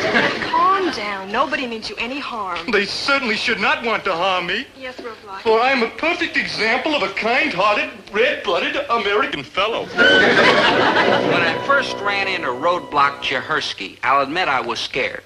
But then I started to think about him and his loudmouth threats. What right did that big ape have to forbid me to see Lottie Lee again? None. So what did I do? You, Gillis, a football player? I can't believe it. I'm a little surprised myself. Aren't you the one who got a doctor's excuse to keep out of the intramural ping pong tournament? I had a heavy cold. Well, the rules here state that any duly registered undergraduate male can go out for football. Go check out a suit. Oh, thank you, sir. Oh, one thing, Gillis. Don't ever expect to set foot on the field in an actual game. Oh, thank you, sir. Thank you. So I became a football player, quarterback. And why not? I'm fast, tough, brainy, and courageous, and a bit of a liar. But I knew I'd never see a minute of action because there were 3 other quarterbacks who were faster, tougher, brainier, and more courageous than me. No, you son of a gun, you swivel hip son of a gun, I'm coming after you. Now hold it, Dad. Hold it. You're gonna hurt yourself, Dad. Dad, now wait a minute, Dad. I'm the only thing between you and pay dirt, baby. Hold it, Dad. Dad, there's not enough room. Dad.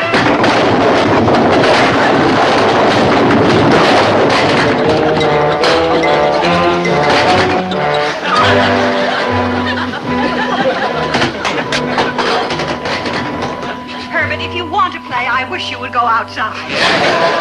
Am I all right? Oh, this is the proudest moment of my life. Did you see how he gave me that hip and then took it away from me? No, dear. Was that when you went through the inventory? He is a ghost. He is a will-o'-the-wisp. My son, a football hero. Dad, don't get excited. I'm only a fourth-string quarterback. Only, he says. You've had one practice and zoomed right past the fifth-string quarterback. There is no fifth-string quarterback. Details. Don't fight it, son. You have a date with destiny. Oh, I can see the headlines now. Another Gillis twinkle-toes his way to football immortality.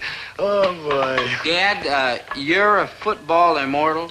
Oh, are you kidding? Willie, tell him what a smash I was, huh? Tell him how I was a fair country player. Tell him how I never gave the coach no trouble. Tell him the truth. Tell him how I was a dud. No, dear, there is one good thing that I can say about your football. Yeah, well, tell him. You never got your uniform dirty. Yeah, did you hear that? Did you hear that, boy? Because you never went into a game. All right, so I wasn't a football immortal, but my son's gonna be. He's gonna make the name of Gillis famous. Dad, all I want to do is exactly what you did. You wouldn't dare. Yes, those were wonderful, unforgettable days. I was revered by my family, adored by my loved one, and tolerated by Maynard. In fact, there was only one tiny flaw in the whole happy pattern of my life. Gillis, I warned you not to see my lady friend Lottie Lee on penalty of instant mayhem. Golly, Mr. Roadhouse, that must have slipped Dobie's mind, because him and Lottie Lee have been out day and night. Maynard. Aha! And do you recall what I said would happen to you if you did see Lottie Lee? It's coming back to me. And listen, Roadblock, you've got the wrong idea. I said I would have to bust you up. Now, hold it, Roadblock. Oh, yea, and verily, sir, because if you beat up Dobie, you're going to hurt your hands. You'll be out of the game Saturday. Yeah, you're right. Which that gives me an idea. What's that? I'll beat you up in the game Saturday. Oh, no, you won't. Because I won't even be playing. Yeah. That's what you'll do. You'll beat me up in the game Saturday. See you on the field, sonny. You got yourself a date, big boy. Yeah, big boy, you got yourself a date. I can't hardly wait. Me neither. Him neither. You are looking at a happy, healthy football player. Of course, I wouldn't look too happy and healthy if Roadblock Chehersky ever got his hands on me in Saturday's game. But I was safe. I had 3 able-bodied quarterbacks between me and Roadblock. Swinson, Jensen, and Benson. Swinson, Benson, Jensen, get this straight. This is the big game of the year, and I'm depending on each one of you 3. Gangway, Krebs, where do you think you're gone? What? Maynard. Yes.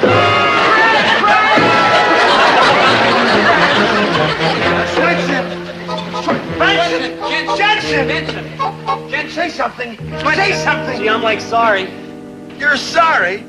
These guys are going to be out for a week, and the big game of the year is coming up in 2 days. I'm going to have to go with Gillis. Gillis?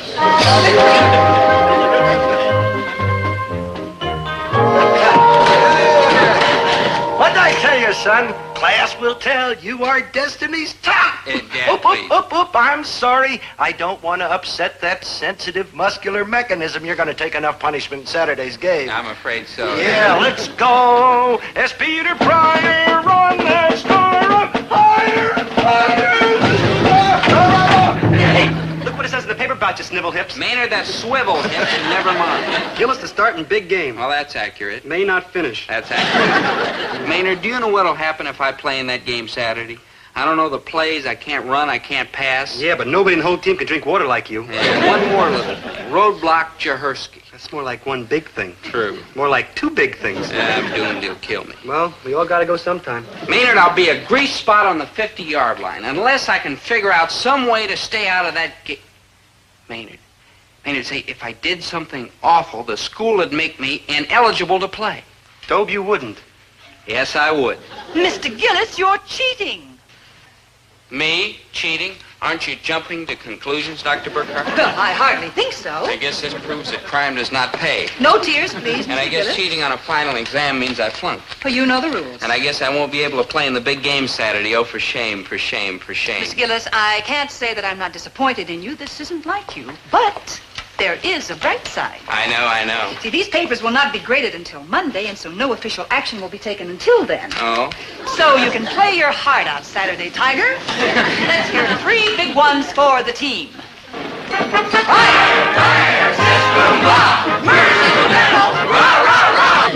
You know the expression, there's more than one way to skin a cat? Well, you're looking at a cat who wasn't about to wait till Saturday to get skinned. Hello, Joe the bookie? Joe, it's me, DG. I don't want to use my real name, Dobie Gillis. The phone may be tapped. Joe, what are the odds on the prior college game Saturday? Yeah. Well, I'd like to bet 500... No, madam. This is not the Bide-A-Wee Dog Hospital. No, bye. Coach, what are you doing here? Gillis, what's your game? I guess you overheard my phone call with Joe the bookie. Gillis, do you know what the penalty is for a football player if he bets on a game that he plays in? I'm afraid I do, sir. You kick him off the squad. And I want you to know that I understand that you have to do your duty. That's right, and I'm relentless. However, I stopped you before you actually made the bet, so you're in the clear. But I'm mean and rotten, clean through. Nonsense. You're a high-spirited American boy. But I'm crooked. No, you're a rigger to win. All right, kid, get out there and play your heart. The situation had already passed desperation and was heading rapidly toward complete hopelessness. So you will understand and forgive me, I hope, for what I had to do next. This is Dean Magruder, the rottenest, toughest, meanest person on the whole campus, student or teacher or clerical help. The happiest day in his life was when he flunked the entire sophomore class for not saluting him when he walked into the cafeteria. So I knew I had it made.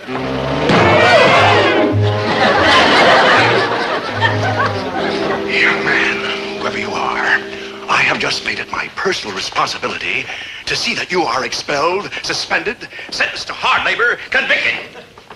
It's you, Gillis, the high-spirited quarterback. You know, if there's one thing I like is a football player with fight and intestinal fortitude.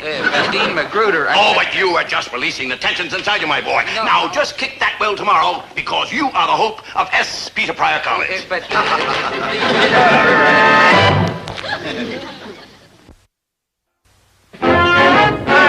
Beautiful day for the game, eh, Coach? Any comment about our chances? I'm going to resign. Yeah, man, what's the trouble? Well, I don't have a quarterback. That Gillis is a hopeless stumblebum. Oh, I wish I'd known that yesterday. Well, I have the answer. We'll just start another man at quarterback, eh? There is no other man. Hey, where does this go? Over there on the bandstand. Thanks. This way, boys. Now, Coach, you're just not trying. Surely there must be some able-bodied soul on this campus willing to go out there this afternoon and play? Yeah, well, I saw a rather well-built girl on the women's gym team the other day. Able-bodied man, did you say? Right here on this campus. Are you thinking what I'm thinking? Yes, I'm ashamed of myself and get him back here immediately. Now you're talking, Dean. Hey, you, gargantua. Can I talk to you for a minute, young man? I ain't got much to say. Sure. Hold this, boys. Are you a student at S. Peter Pryor College? What's a college? Now, I have as much school spirit as the next team, and I'm afraid we've bitten off more than we can chew. Oh, don't give up now, Dean. All right, we'll fight it through. My boy, how would you like to go to school here? You can learn many fascinating things. Well, if they ain't too tough, like reading and writing. Congratulations. After all, we must give him some sort of entrance examination. Do we have to? Well, I owe it to my position as the moral leader of this campus. All right, don't make it too tough. I'll make it tough, but fair.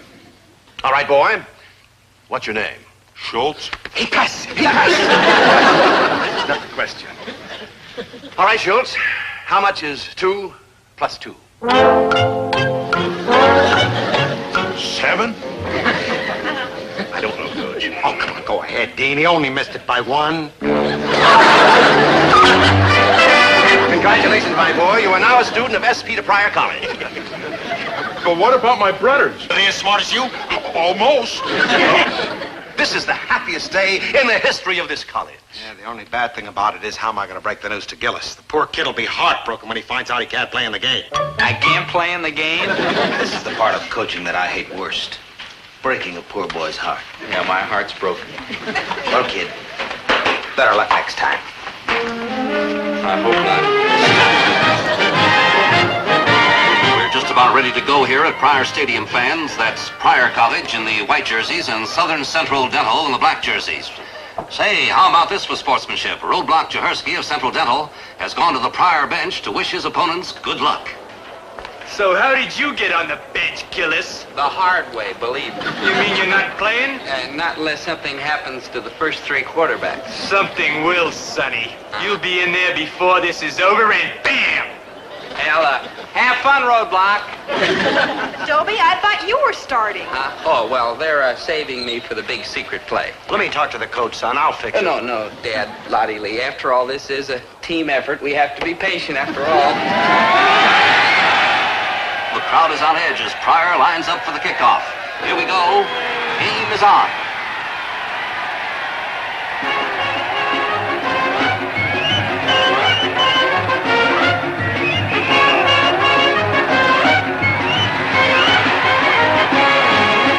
Schultz carries, and he's nailed hard by Jahersky. Wait a minute. Somebody's down. Somebody's hurt. It's a Pryor man. And Roadblock Jahersky is helping him off the field. What a sportsman. Here you are, Gillis. That's one down. 2 to go. Okay, Schultz number 2. In the game. Come on, Tiger! You'll be in there before you know it, son. Thanks a lot. Things are really breaking your way. I'm afraid so.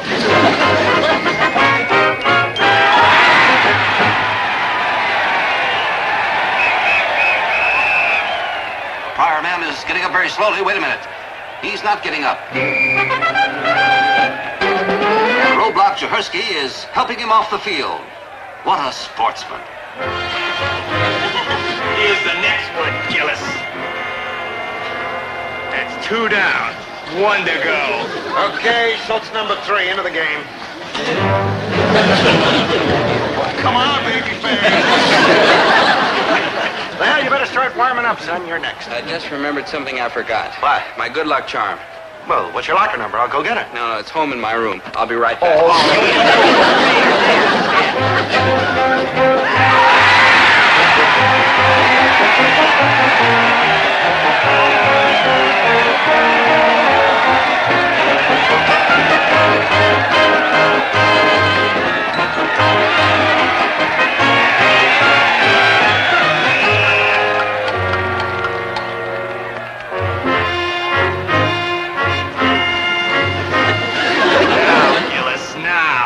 All right, Gillis.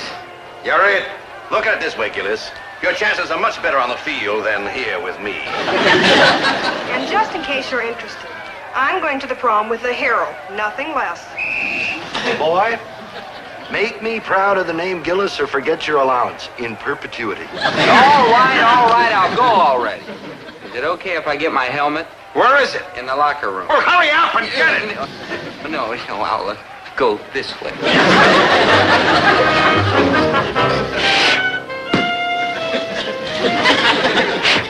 Maynard, where's my helmet? I think my frog's in it. Well, get your frog out of it and give it to me. Okay, Doug. Look, Maynard, I'm going in the game. Oh, you gotta be Josh. Never mind, and give me a hand with this helmet. Oh, what a black day for us, Peter Pryor. My head, I can't move. Maynard, I can't play like this. Oh, what a bright day for us, Peter Pryor. This is serious. I've got to play. What do you mean, Doug? I've been trying to cop out for days. Now's your chance. Maynard, concentrate. If I don't go out there, the dean will have my head on a plate, Lottie Lee will dump me, and my father will cut me off without a penny. You can't go out there like that, Doug. Not in that shape. I mean, they'd be better off with me. Maynard, I have to... That's it. Oh, no, good buddy. Yeah, Maynard, you can do it. Get your sweatshirt off. Now, all you have to remember is that we're in white, they're in black. We're in white, they're in black. We're in black, they're in white. We're in black, they're in white. We're in black, they're in white. Never mind all that. Get your sweatshirt off. All right, take it off. Well, take off the other one. 1 minute to go. Pryor's ball on their own 40, 3rd down. Where is that lunkhead, Gillis? We've had an out penalty. Oh, there you are, Gillis. Hey, come on, get it.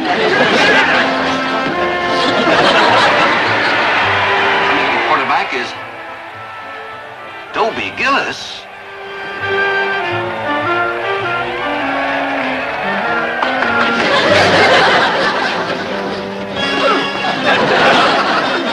Like, hi, teamies. Fancy meeting you here. I mean, Home Run Gillis is ready to sink that basket. Prior team is coming out of the huddle and lining up. Gillis crouches behind the center, grim, determined, eager, the look of a bulldog on his face. Gillis. Signal 1, 2, 3, 4. No, 4, 3, 2, 1. 1, 2, 3, 4. The ball. Ball is snapped to Gillis. He's running like a Sherman tank.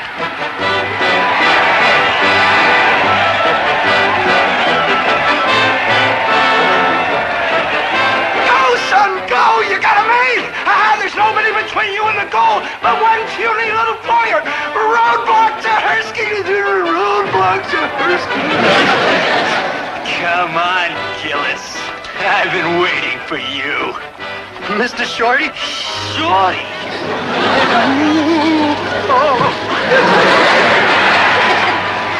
They can't stop him. What a run!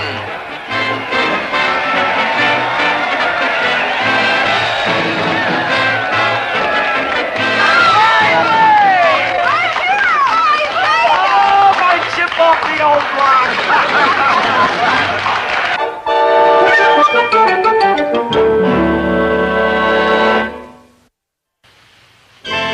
If that football game moved too fast for you, listen. Maynard ran for a touchdown, but he was wearing my number, so everybody thought it was me, and I was a big hero.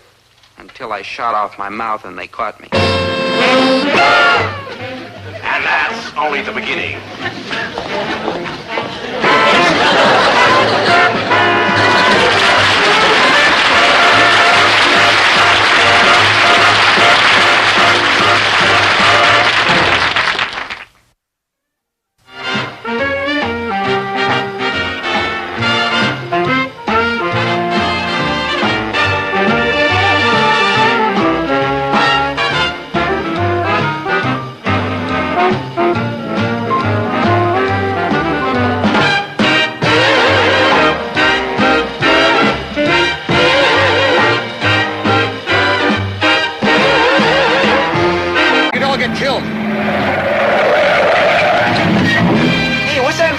The windshield. Cops! Oh, so what's a few cops? Cops? Oh, quick, Dunky, you gotta turn around. Never, we're going through.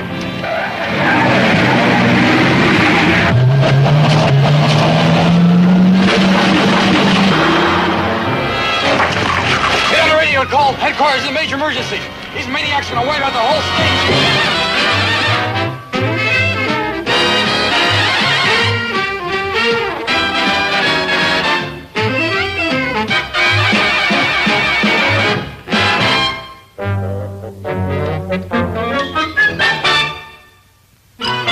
This is my kid cousin Duncan Gillis, and this is my friend Maynard G. Krebs. Now tell me the truth. Do they look like criminals? Well, I've got to get rid of this picture. It's killing my point. What I'm trying to say is, how do those two fine, upstanding faces on the floor get mixed up in that getaway scene from The Untouchables? You guessed it, a woman. It never fails. Whenever there's trouble, the troublemaker is a member of the gentle sex. Gillis, I order you to bring Miss Victoria home early tonight. No lollygagging on the front porch. I shall be watching from the balcony with a pot of boiling oil. Yes, ma'am. We're just going to the Peabody roof for a little dining and dancing. I know your family's finances, and I predict much dancing, very little dining. We won't be leaving for a couple of hours yet, Dobie. Let's go down to the courts and play some tennis. A smashing idea. I against the two of you. I'll run your legs off, you softballs. You won't have time to play, madam. You have an appointment at your bank. Oh, yes, I have to foreclose some mortgages. Throw a lot of people out on the street. Oh, well, business before pleasure. Oh, vice versa. Mice and rats, no tennis today. That's all for the best, Mrs. Osborne. I mean, I have a pretty powerful forehand. That's on account I've got the strongest bicep in the whole sophomore class. Oh, Tremblay! What? Put up or shut up, boy. I'm challenging you. Huh? Let's make it interesting. $50 to the winner. Look, Mrs. Osborne. Oh, all right. 25, you coward. I'll give you 2-to-1 odds. Yeah, don't worry, Victoria, my dear. I won't hurt her. 1, 2, 3, go. That's $50 you owe me, Dobie. It's Dobie with a B. I wasn't even ready, and at the moment I've only got $24. I'll take it. Before you leave, you will sign a promissory note for the balance at 25% interest. This will teach you not to play with the big kids. Boola-boola. Snap out of it, Dobie. Just look ahead to the wonderful evening we're going to have. Of course, my angel. Dining and dancing at the Peabody roof, and all of a sudden I remembered I don't feel too good. What's wrong? I mean, we are going out on the town tonight, aren't we? Victoria, my sweet, let me put it this way. How would you like to spend the evening taking a lovely walk along the river? Dobie, my sweet, let me put it this way. No. You know, Now, I'm going to change my clothes, and I'll have no more of this nonsense. Do I make myself clear? As clear as an empty wallet. Did you put the sign on the door that says out to lunch? I done even better. I put one that says chicken pox. Hey, go on out for a pass. Further, fall on it, further. Hey,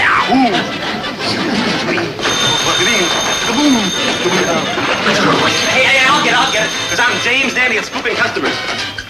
Hello? This is Joe the Bookie. Sorry I can't talk to you now, fella crook, because I'm dislegal. Maynard, that's illegal. And stop horsing around. I'm sorry, I can't talk to you about horses. Hey, Dobe, is that you? You bet it's me. And Maynard, listen carefully. Hey, good buddy, how come you're calling a bookie? I didn't think you were that type of guy. Maynard, pay attention. I'm at the Osborne Country Estate, and you've got to bring me $25 immediately. I'm desperate. You're desperate, and I'm Krebs. The only time I had $25 was pictures of Captain Kangaroo on them. Dobie, don't worry. We'll get the $25 to you. First, it'll take us a few hours to get it to the Osborne estate, but don't worry, we'll get it to you. Duncan, don't let me down. I don't care if you have to sell Maynard at a rummage sale. Just get me the dough. I'm counting on you. Hey, Minnie, how are we going to get the loot for him? He must really need it bad. Hey, how's about we rob a bank? Manny. And why not? James Cagney does every night in the Late Late movie. I got it. The cash register. Take money from the cash register of Herbert T. Gillis? Surely you jest. Oh, no, Minnie, there's nothing to worry about. Oh, no, Dunky, no, you're too young to die. Well, it's okay, Minnie. Uncle Herbie trusts me.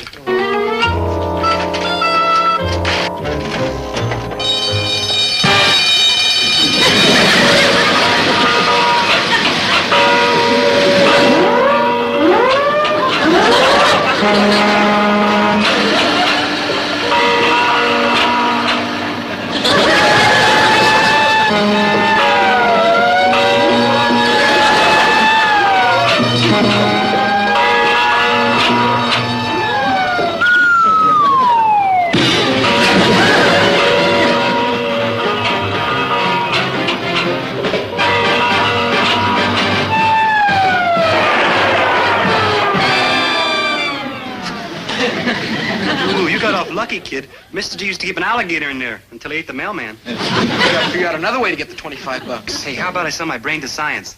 I just hold my in the conversation. Poor Dobie sure is sank. Maynard, that's sunken. You can say that again. Sank? Sunk. Sank. He Yeah, sure is. I was not. Sunk, I mean. But circumstances were piling up that could blow the lid off the whole state. This is McGinney, a fellow who drives a truck and comes into the store to use a telephone. Gee, Marge, baby, I can't help it. Look, I've got to go to the warehouse and pick up this crummy weed killer that I got to deliver to some crummy golf course. Now, look, don't get mad, Marge, baby. You'd not give anything in the world to keep my date with you. Anything. This is Marge, baby. Now you know why McGinney would give anything to keep his date with her. Anything. Would you give $25? It's a deal. That's how come one truck driver plus Marge baby led Dunky and Maynard to the brink of disaster and to this very nervous fella at the warehouse. Marge and Henry shipping. Oh, wait, I'll check. Yeah, your weed killer's all packed and ready to go. The truck will be here for it any minute.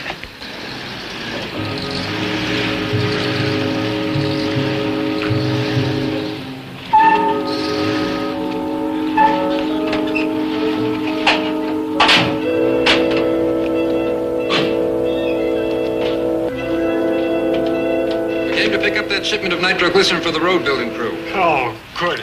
Boy, am I glad to see you guys. You know, that explosive stuff sitting out there gives me the creeps. I spent the whole morning making out my will.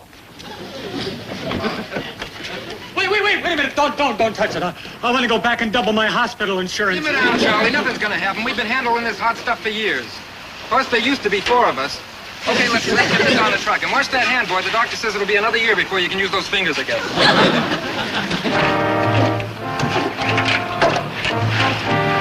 know, this nitro's tricky stuff. Sometimes you couldn't set it off with a sledgehammer, and sometimes just breathing on it could blow us all 11 miles straight up. Well, I'm glad they sent a couple of careful guys like you to handle it, not some wild, harebrained nut. You rang? Oh, hey, my weed killer. What did you know? Oh, you guys should have got all that trouble. I'm strong. I can carry it all by my lonely. Well, my mother loves me anyhow.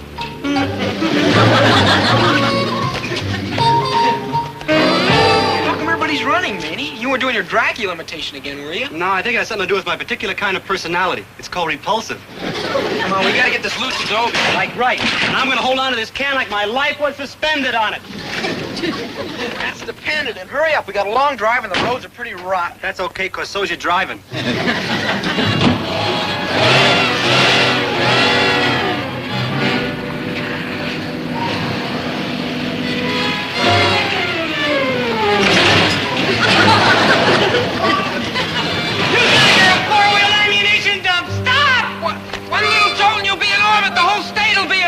I'll call the state police. They'll catch him. They'd better move faster. They'll have to catch him with a whisk broom and a blotter. A truckload of nitroglycerin rolling through town. Wait! Now hear this, all stations. Emergency! Emergency! This is a general alarm.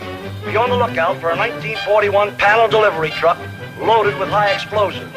All citizens keep off streets. The truck is described as a disreputable, rickety, beat-up wreck. The same description seems to fit one of the drivers. And then there was my uncle who wasn't afraid of anything. He used to go swimming where the sharks was. We called him Shorty. Let's turn the radio and get some music. Well, that reminds me I'm hungry. How come music on the radio reminds you you're hungry? Because I'm Manny G. Krebs and everything reminds me I'm hungry. Attention, attention all listeners, attention. This is vital. We switch you to State Police Headquarters for the latest bulletin on the missing nitroglycerin truck. Take it away, Headquarters. Hey, what's that? B flat. Take a look, get a better note. Ah, that's what I dig. Mozart.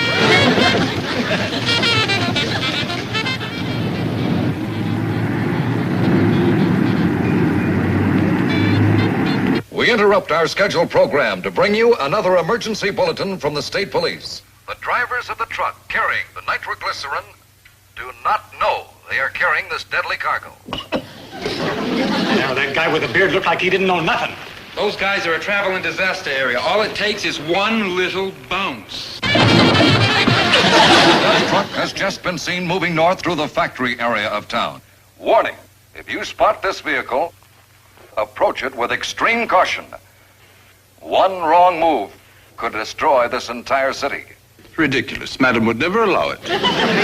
To all police personnel, use extreme caution when approaching truck. Nitroglycerin is highly sensitive.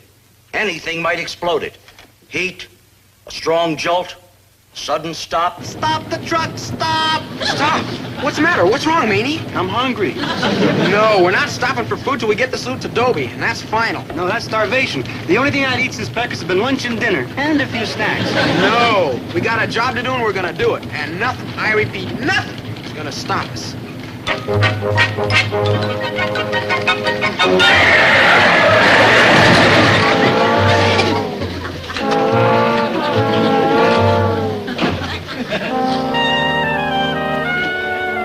am Duncan Gillis and you are lovely. Duncan Gillis, get lost. You're not my type. What is your type? I go for athletes, and you look like you got 2 left feet. Flake off, Waldo. Did you hear that? She likes athletes, Maynard. Yeah, where are we gonna find one? I'll have you know, my dear, I am Central High School's hottest backfield prospect. Also their biggest liar. You're a football player? Show me, Tiger, show me. You speak, I obey. Throw me a pass, Maynard. That bag. Oh, yeah, sure, just like Mickey Merritt.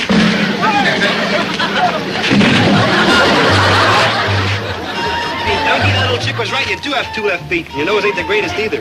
Oh, never mind. Oh, it's the saddest day of my life. I've lost her. What are you kicking about? I didn't even get to throw a touchdown.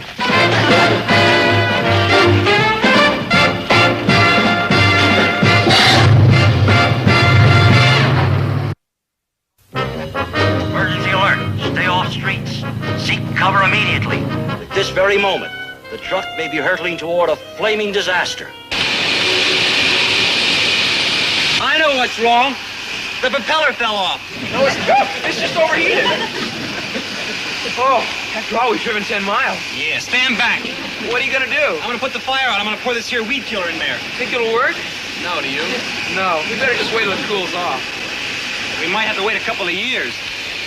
The city is in a virtual state of siege. Every available man and piece of equipment has been thrown into the search for the nitro nutheads. Attention. This is a grave emergency. Every citizen must be warned. Our entire community is in grave danger. Repeat, keep off streets. Man, that sure is a funny sounding airplane. Most of them go, That's not an airplane, that's an engine. No, kid, engine goes, white man speak with forked tongue. And it goes, It's a train engine. so? Trains run on tracks. So? Those are tracks. So bye. Wait, we gotta save the truck. No, what we gotta save is me, so bye. Look, kid, this ain't fair. You're smaller than me. Come on, help me push.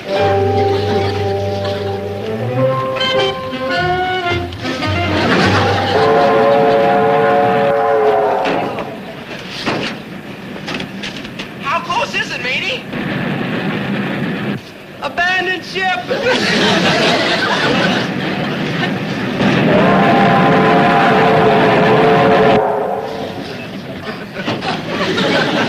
Maynard, why would the darn thing move? Take it out of gear and put it in natural. Maynard, that's neutral. No. Push, Maynard.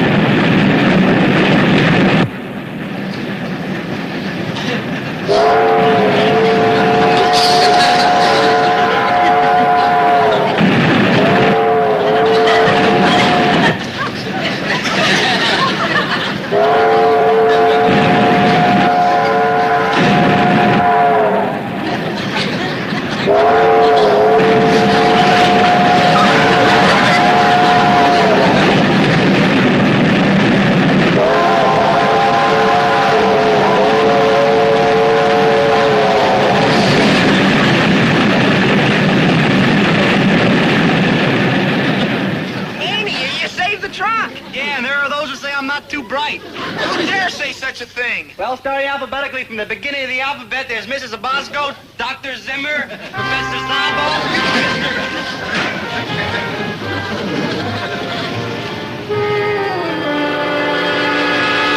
Every person in the area has been alerted to the danger. The streets are deserted. It is impossible that any human being over the age of 3 is not aware that today may be a day of unbelievable disaster. Today's the loveliest day of my entire life. It won't be if you try to worm your way out of taking me to the Peabody roof tonight. Perish forbid, my sweet. That matter's well taken care of. Nothing can stop us. Stop. This is an appeal to the drivers of the nitroglycerin truck from the mayor of our city. Stop wherever you are. Witnesses have provided descriptions of the 2 drivers. One appears to be about 16 years old, but he has the manner of a hardened criminal, so he is probably a well-preserved midget. His accomplice is thin, clumsy, and stooped. Correction, that's stupid. Wears a beard, a sweatshirt, and a vacant expression. They're driving a truck bearing the name Gillis Groceries. Gillis Grocery?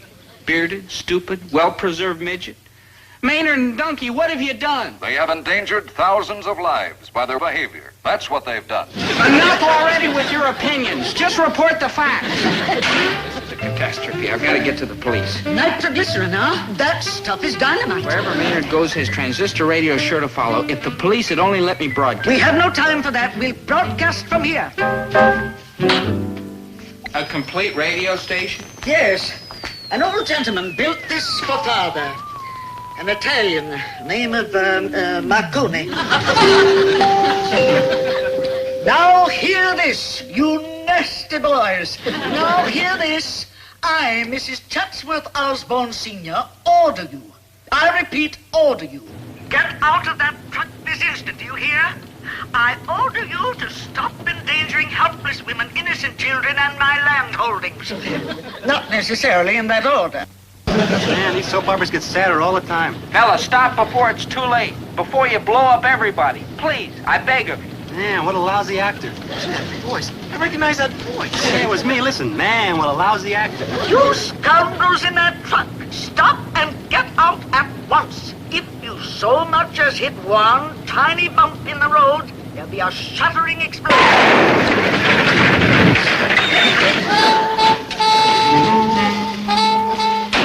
Flat as a pancake. Oh, only at the bottom. The rest of it's okay. Get the spare.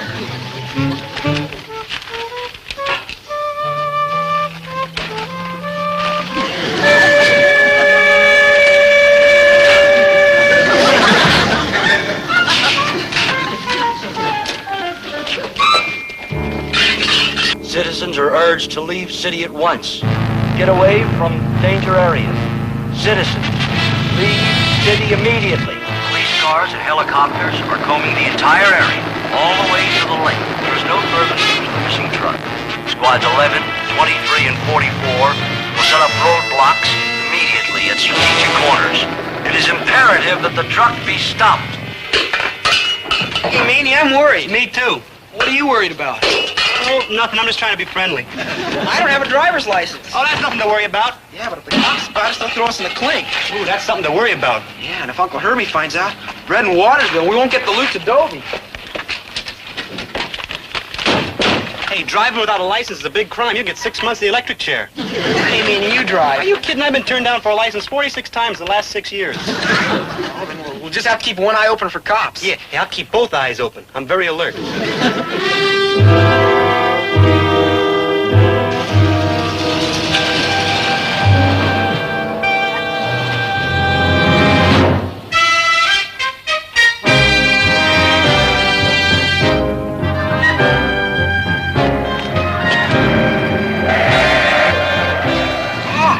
So what's a few cops? Cops? Oh, quick, Donkey, you gotta turn around. Never, we're going through. The death truck has just broken through the roadblock at 14th and Harlan. Attention all stations. Take no chances. These men are dangerous. The truck must be stopped. Now hear this. Now hear this. Maynard G. Krebs, wherever you are, whatever you are, stop at once. Auntie, it's hopeless. Oh, I'm afraid so. However, this Marconi contraption hasn't been entirely useless. According to this machine, the Kaiser has just surrendered to General Pershing. Dunky and Maynard have gone up in smoke, and it's all my fault. Now I know how it feels to stare into the face of utter, complete, dismal disaster. You rang? Maynard, I've never been so glad to see anybody in my whole life. Glorioski, you must have really been broke. No, I'm talking about the nitro you picked up at that chemical plant. Nitro? You mean it's a weed killer? You still got it? Everybody freeze! Oh, I get it. It's like a game like living statues. Oh, boy, oh, boy, oh, boy. Ah, you move, Mrs. O. So did you, girl. Maynard, give me the that. The this? The that. Sure. Oh, I get it. It's another game. When I do this, everybody freeze, oh, boy. Maynard, give me that can. Yeah, Mrs. Osborne, how deep is the well in that patio? No one really knows. We stopped digging when we heard Chinese community singing. I'd say that's deep enough.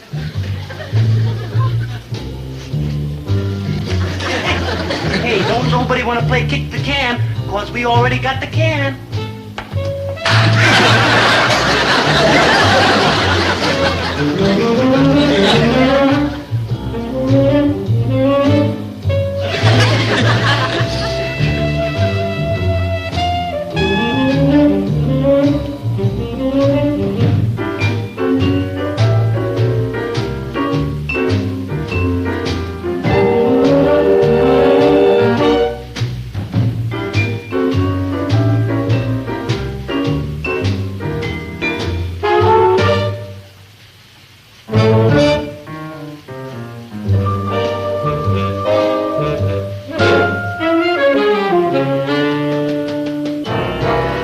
Madam, I'd like to submit my resignation and go back to my old job, getting shot out of a cannon. Trembly, get me my 8 iron. Oh, madam, you're not going to practice golf now, are you? Oh, I am going to beanball that beanhead Maynard G. Krebs right from here. Go, go, go, madam. Oops, madam, I think you sliced a bit.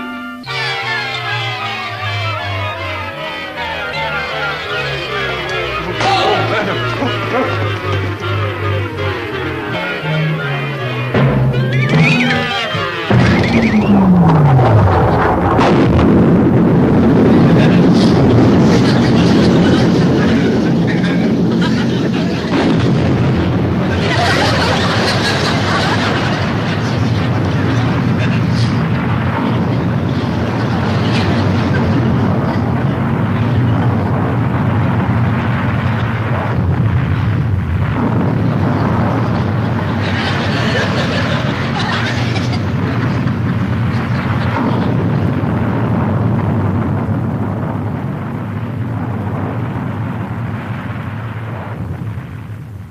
When we Osborns have a disaster, by George, we have a disaster.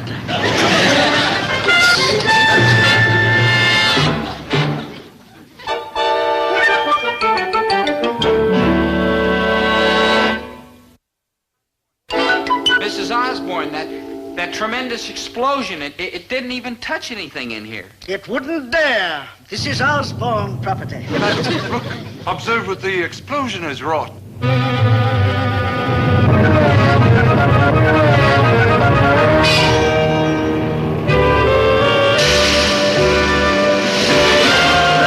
Scott! It's boomtown altogether. Another oil gusher. Oh, it'll turn Osborne Manor into a soggy grease pit. Gee, Mrs. Osborne, I'm sorry. Our intentions were good. Mine weren't. Relax, boys. You've done me a great favor. In behalf of the Bureau of Internal Revenue and myself, I thank you. Madam, it's black gold. I test. Finest quality. Tremblay, get me my tin hat. We'll rig and work the night. Mamie, you're a hero. Yes, I am. Haven't I?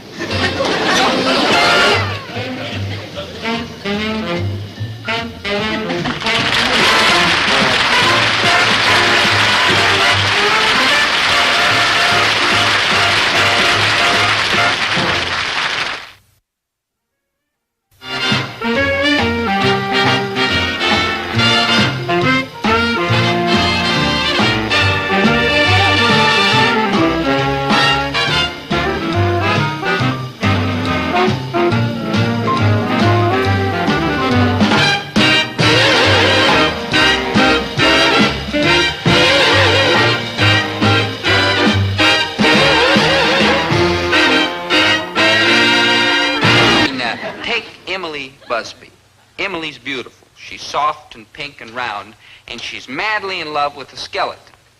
Well, not just a skeleton, but all sorts of bones and livers and pancreases and like that. You see, Emily's knocking her brains out studying to be a doctor. And the way things are going right now, she's in no mood to hang out her shingle for me. Ah, my moon of 1,000 delights. How divine you are. I know, Dobie. I'm much too busy. Please excuse me. But of course, I shall wait patiently until you have finished, my heavenly healer, my fair physician. I'm not a doctor yet, Dobie. I'm only a pre-med student. I still have a lot to learn. And I'm just a fellow who can teach you. Teach me what? All about love and romance and unforgettable moonlit nights. You see, Dobie, that proves how little we have in common. Your mind is always on love and romance, while mine's busy with kidneys and gallbladder. But Emily, I adore you. No, it can never be, Dobie. You're a nice boy, but you're not my type. You're not even sick. Probably think I was fascinating if I was a mess of aches and pains. Well, naturally. I mean, I'm a future doctor. You know, the sick, the lame, and the halt jazz, they're the raw material with which I intend to work for the rest of my life, with every ounce of strength in my body. And the sicker and the lamer and the halter, the better. So I can't waste my time with the likes of you. No offense, but arrivederci, healthy one. Emily, my dear, I was hoping I wouldn't have to tell you this, but, well, the doctors tell me I have only 6 months to live. Don't be, darling. Now you're talking.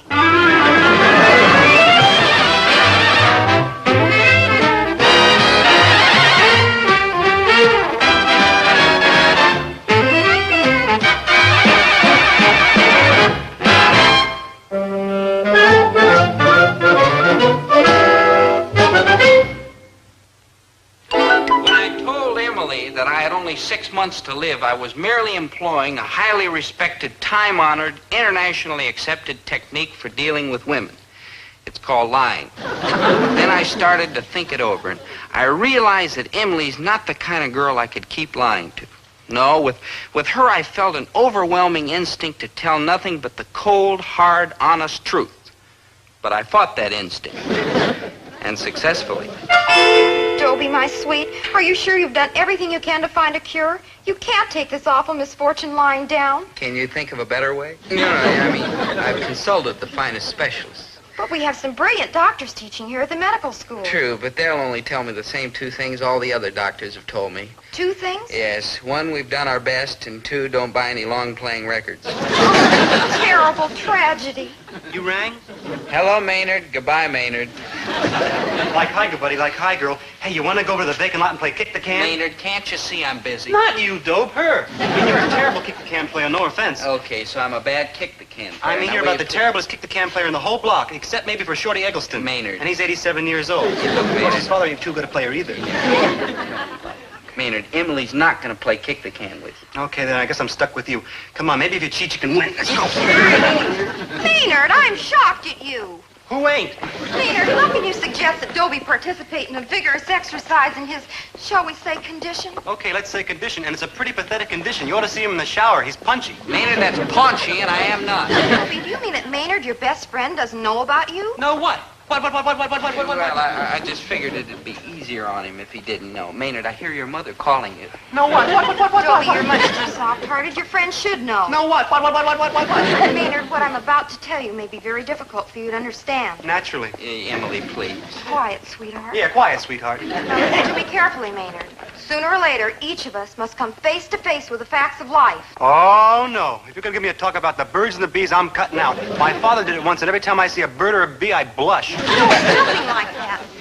Now brace yourself, Maynard, dear. Dobie, your best friend, the boyhood chum with whom you share so many happy memories, well, he's about to leave us.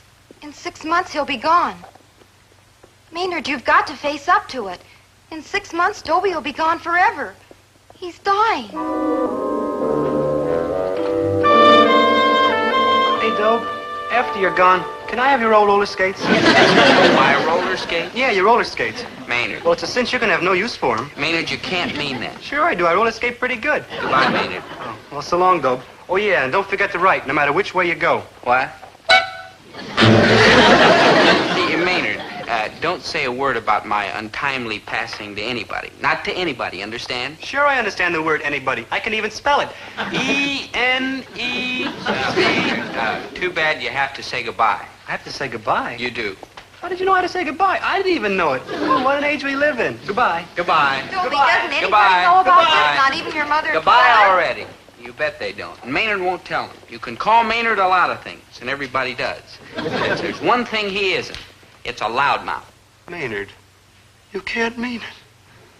My boy, my son Dobie, heading for that great big supermarket in the sky. Look at it this way, Mr. G. In 6 months, if you call Dope for dinner and he don't show up, don't be surprised.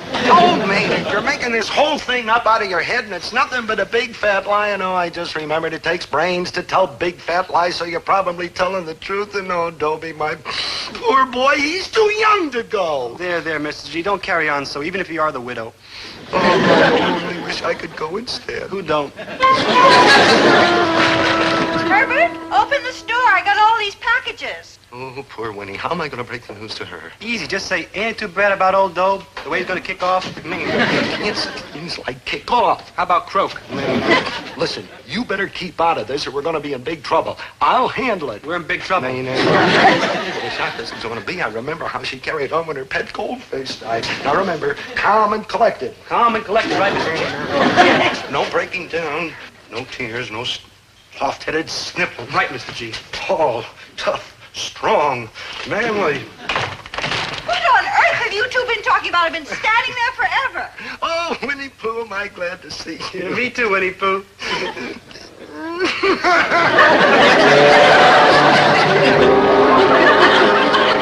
All right, so I told a little lie. But there's a reason for it. A perfectly sound, honest, logical reason. I'm a liar. But this time things were getting out of hand, so I made up my mind that I'd clear up the mess once and for all by telling the truth. And nothing was going to stop me.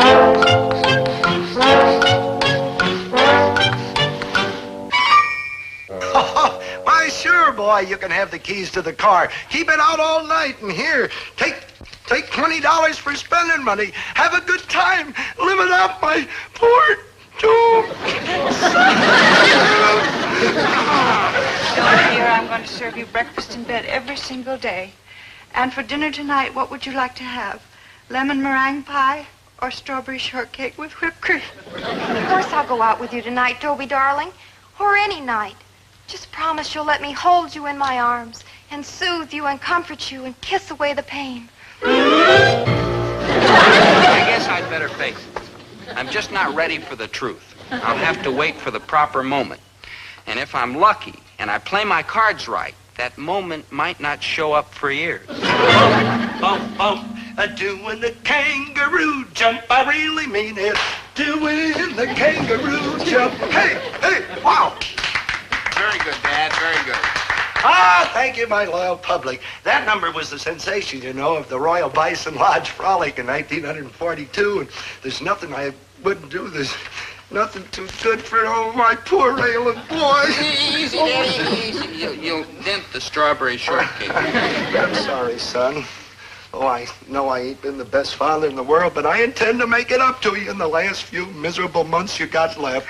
No. What I mean is, we're going to have a lot of fun right up to the last minute if you live that long. Gillis. Oh, well, what I mean is, son, I'll take you over to the fairgrounds, and you can ride the ponies and wear a dark suit in case something happens on the way over.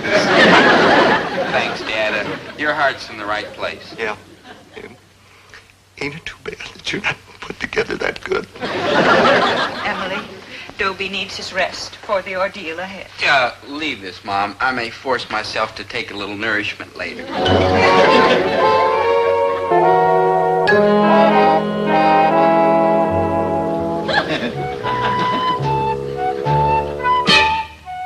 Oh, my good buddy's gone. Like he's bat the dust, and they laid him out without telling his intimate friend. Like, wow is me. Like, wow is me. Maynard, that's woe is me, and please stop that carrying on. My good buddy's not gone. It's like a miracle. Overjoyed for joy. Maynard, pipe down. I'm not dying.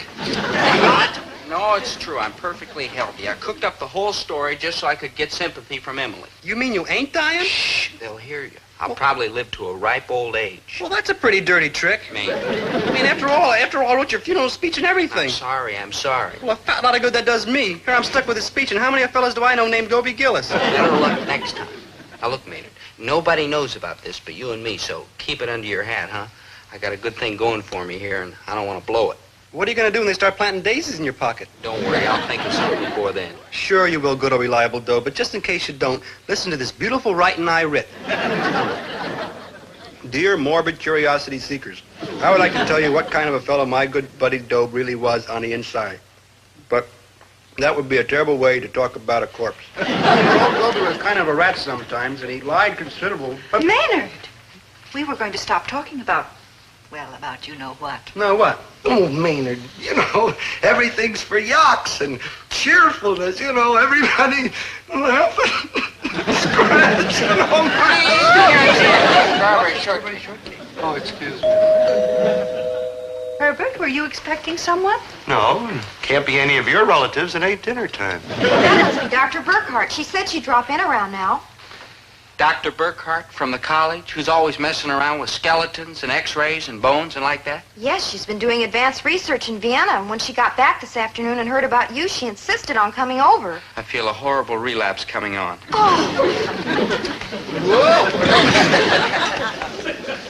Dobie, what is this nonsense about you having only 6 months to live? Those are the breaks, Dr. Burkhart. My case is hopeless. Hogwash. There are no hopeless cases. Like hi, Dr. B. Well, practically no hopeless cases. Dr. Burkhart, the doctors have given up on our poor boy. Well, I'm not giving up. I flunked him in too many courses to lose him now. No use, Dr. Burkhart. I'm heading for the last roundup. Indeed, you are not. Report to my office promptly at 9 o'clock tomorrow morning. I'm going to put you through a complete physical examination. Oh, thank you, Dr. Burkhart. Thank you. I'm not promising anything, mind you, but if hard work, sincere effort, and one of the finest minds in the field of medicine can do anything, we'll save this pathetic wreck. Remember, Doc, you're examining him in your office. I don't want no bill for a house call. Dr. Burkhart, I appreciate what you're trying to do, honest. Chin up, Dobie. We're going to save you. Oh, for joy, for joy. Yes, for joy, for joy. For joy, for joy. The time to tell the truth had finally arrived. The truth had cleansed me, it'd purify me. It'd make me feel tall and straight again. Yes, sir, with all these powerful reasons for telling the truth, it wasn't easy to keep lying. The miraculous cure took place overnight and you're healthy again? Right. I'm the first cure on record since the early 14th century. Isn't that wonderful? That's what it is, Dobie, dear. Wonderful. Attaboy, Dobie. You just keep talking that way. Right up to shovel time. But I'm cured, I tell you. I woke up in the middle of the night and all the pain was gone. Gone. Do you hear me? Yes, we hear, darling. Oh, I wonder where Dr. Burkhart is. It's after 9. Look, why won't you believe me?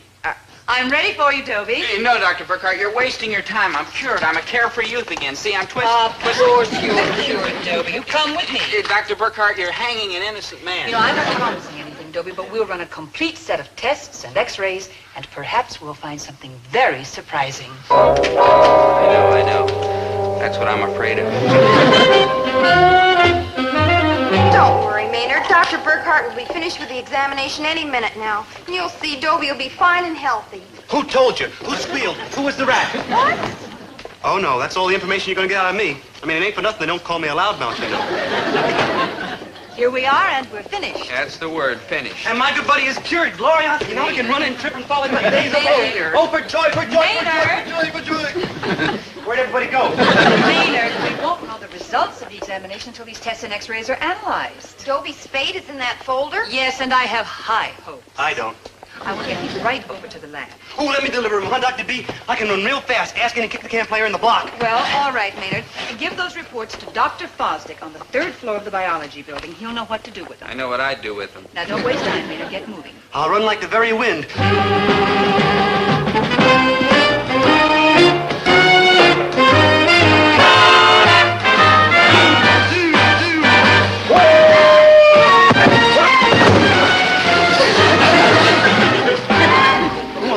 Sir, I didn't see you. You see it come on like an errand of mercy, and I gotta like move real fast. I gotta run like the wind. Hey, like hi, Shorty Eggleston. How are you, Shorty? Oh, hello there, Maynard.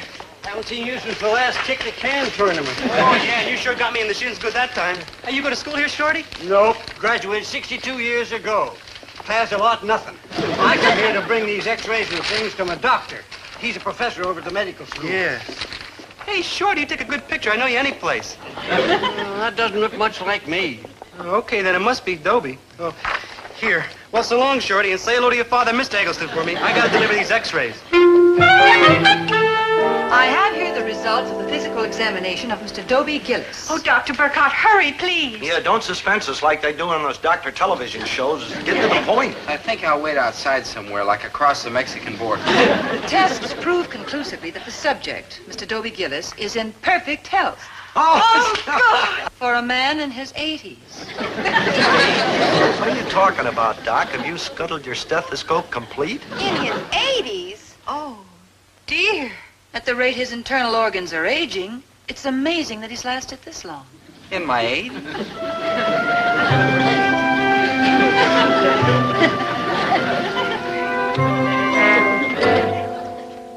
Goodbye, friends. This could well be the last time I'll ever speak to you. What started off as a harmless little prank to impress a girl has ended up with these symbols of disaster. In a few days, I'll be cashing in my chips. And I don't even gamble. Hello, not long for this world, good buddy. No. Maynard, watch your language. Hello, chick of my good buddy, not long for this world. Hey, no, look what I ran across in the newspaper, an ad for the Simpson Brothers, Martians. Maynard, that's morticians, and for heaven's sake, put it away. Listen to this. For $375, you get 2 ushers in black suits, all the flowers you can use, and Mr. Morburn Simpson will play 2 choruses on the electric organ of any sad song requested by the family. Everything's changed. Ah, good morning, students. Come now. That's no way to look on a bright, sunshiny day. Look alive. Oh, present company accepted, of course. Oh, dear. Forgive me, Mr. Gillis.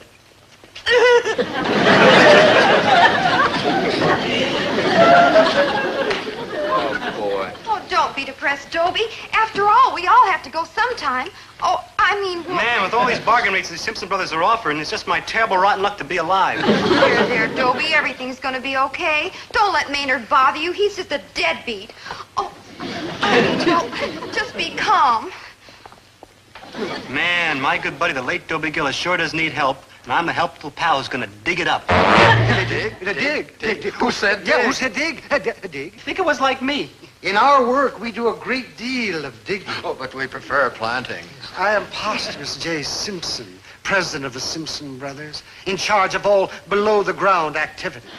And I'm Orban T. Simpson, vice president in charge of advertising.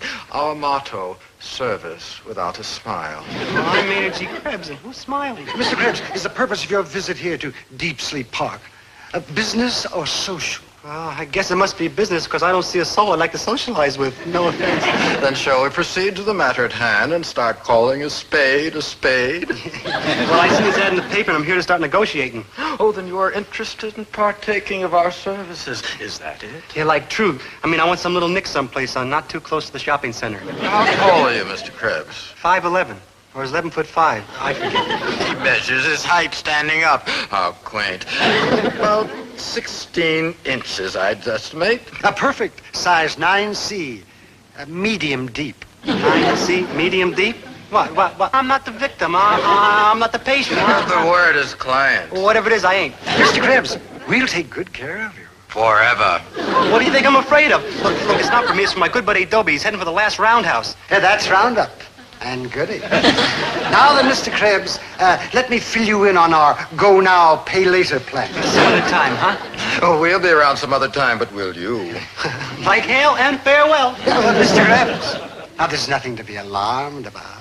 Just look on us as your friendly neighborhood real estate broker. We're offering you a small but lovely plot of land. Sirs, exactly 3 by 6. By 6. Your worship's right on the top of a hill. Oh, the view is magnificent. You're underground ships. This may not seem important to you, but it is essential to your visitors. You wouldn't want them to be stuck at the bottom of a gully with nothing to see now, would you? I want my mother. Now, Mr. Krebs, about your costume for the groundbreaking, you can't wear that atrocious outfit. I wouldn't be caught alive in it.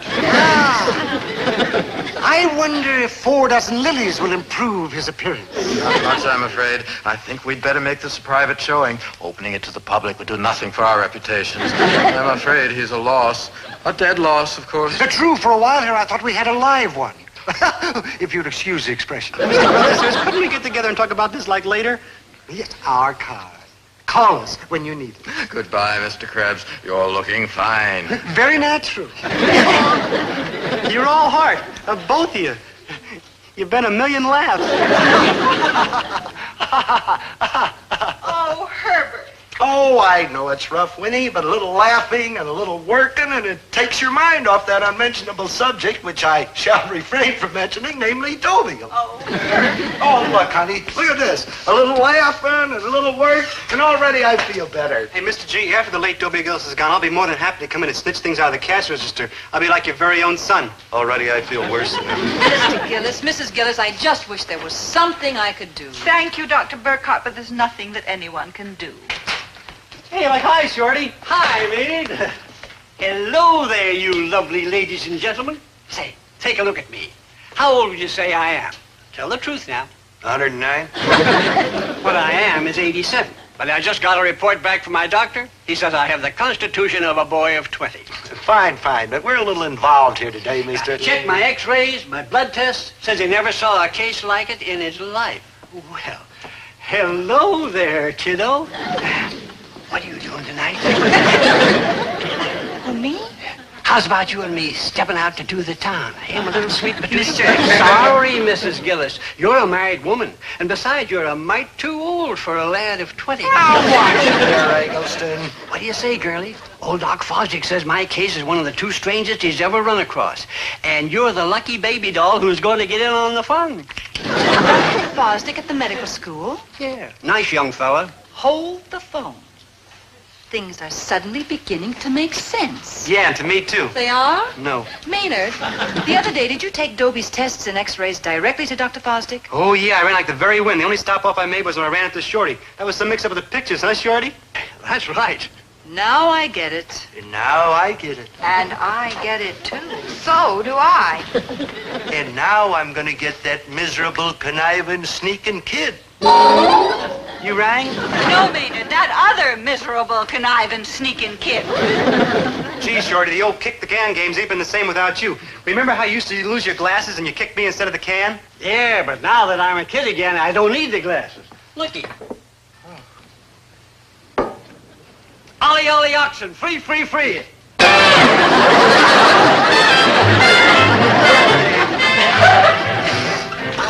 Yeah, we sure do miss you, Shorty. Come back. Dobie, I want to talk to you. Stand back, ladies first. Only I don't feel like a lady. Oh, hi, folks. I was just gonna ring for you.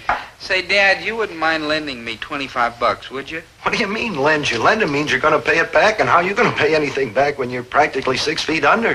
Dad! Well, of course, we'll sell your clothes and get a few bucks out of that, your baseball mitt and things. With all this junk around here, you're worth more dead than you are alive. Dad, please, I'm a sick man. As a matter of fact, why wait till he's gone? Herbert, let's send for the junk man right away. What an awful way to talk to a fella in my condition. Dobie, I bought the most beautiful black hat and veil for the, shall we say, festivities.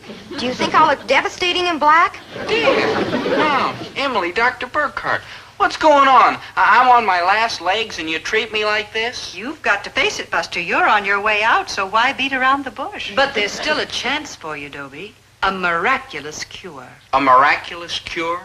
Dr. Burkhart's gonna give me a miraculous cure? Not me, Dobie. Your father.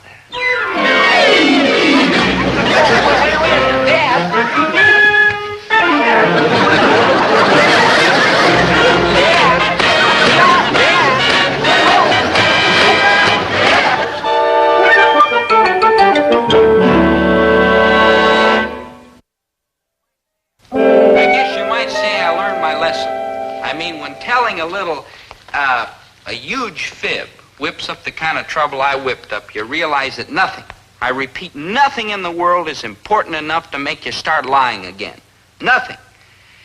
Well, almost nothing. Yeah, miss, allow me to introduce myself. I am Surfboard Dobie Gillis, the eminent authority on water sports. In the last Olympic Games...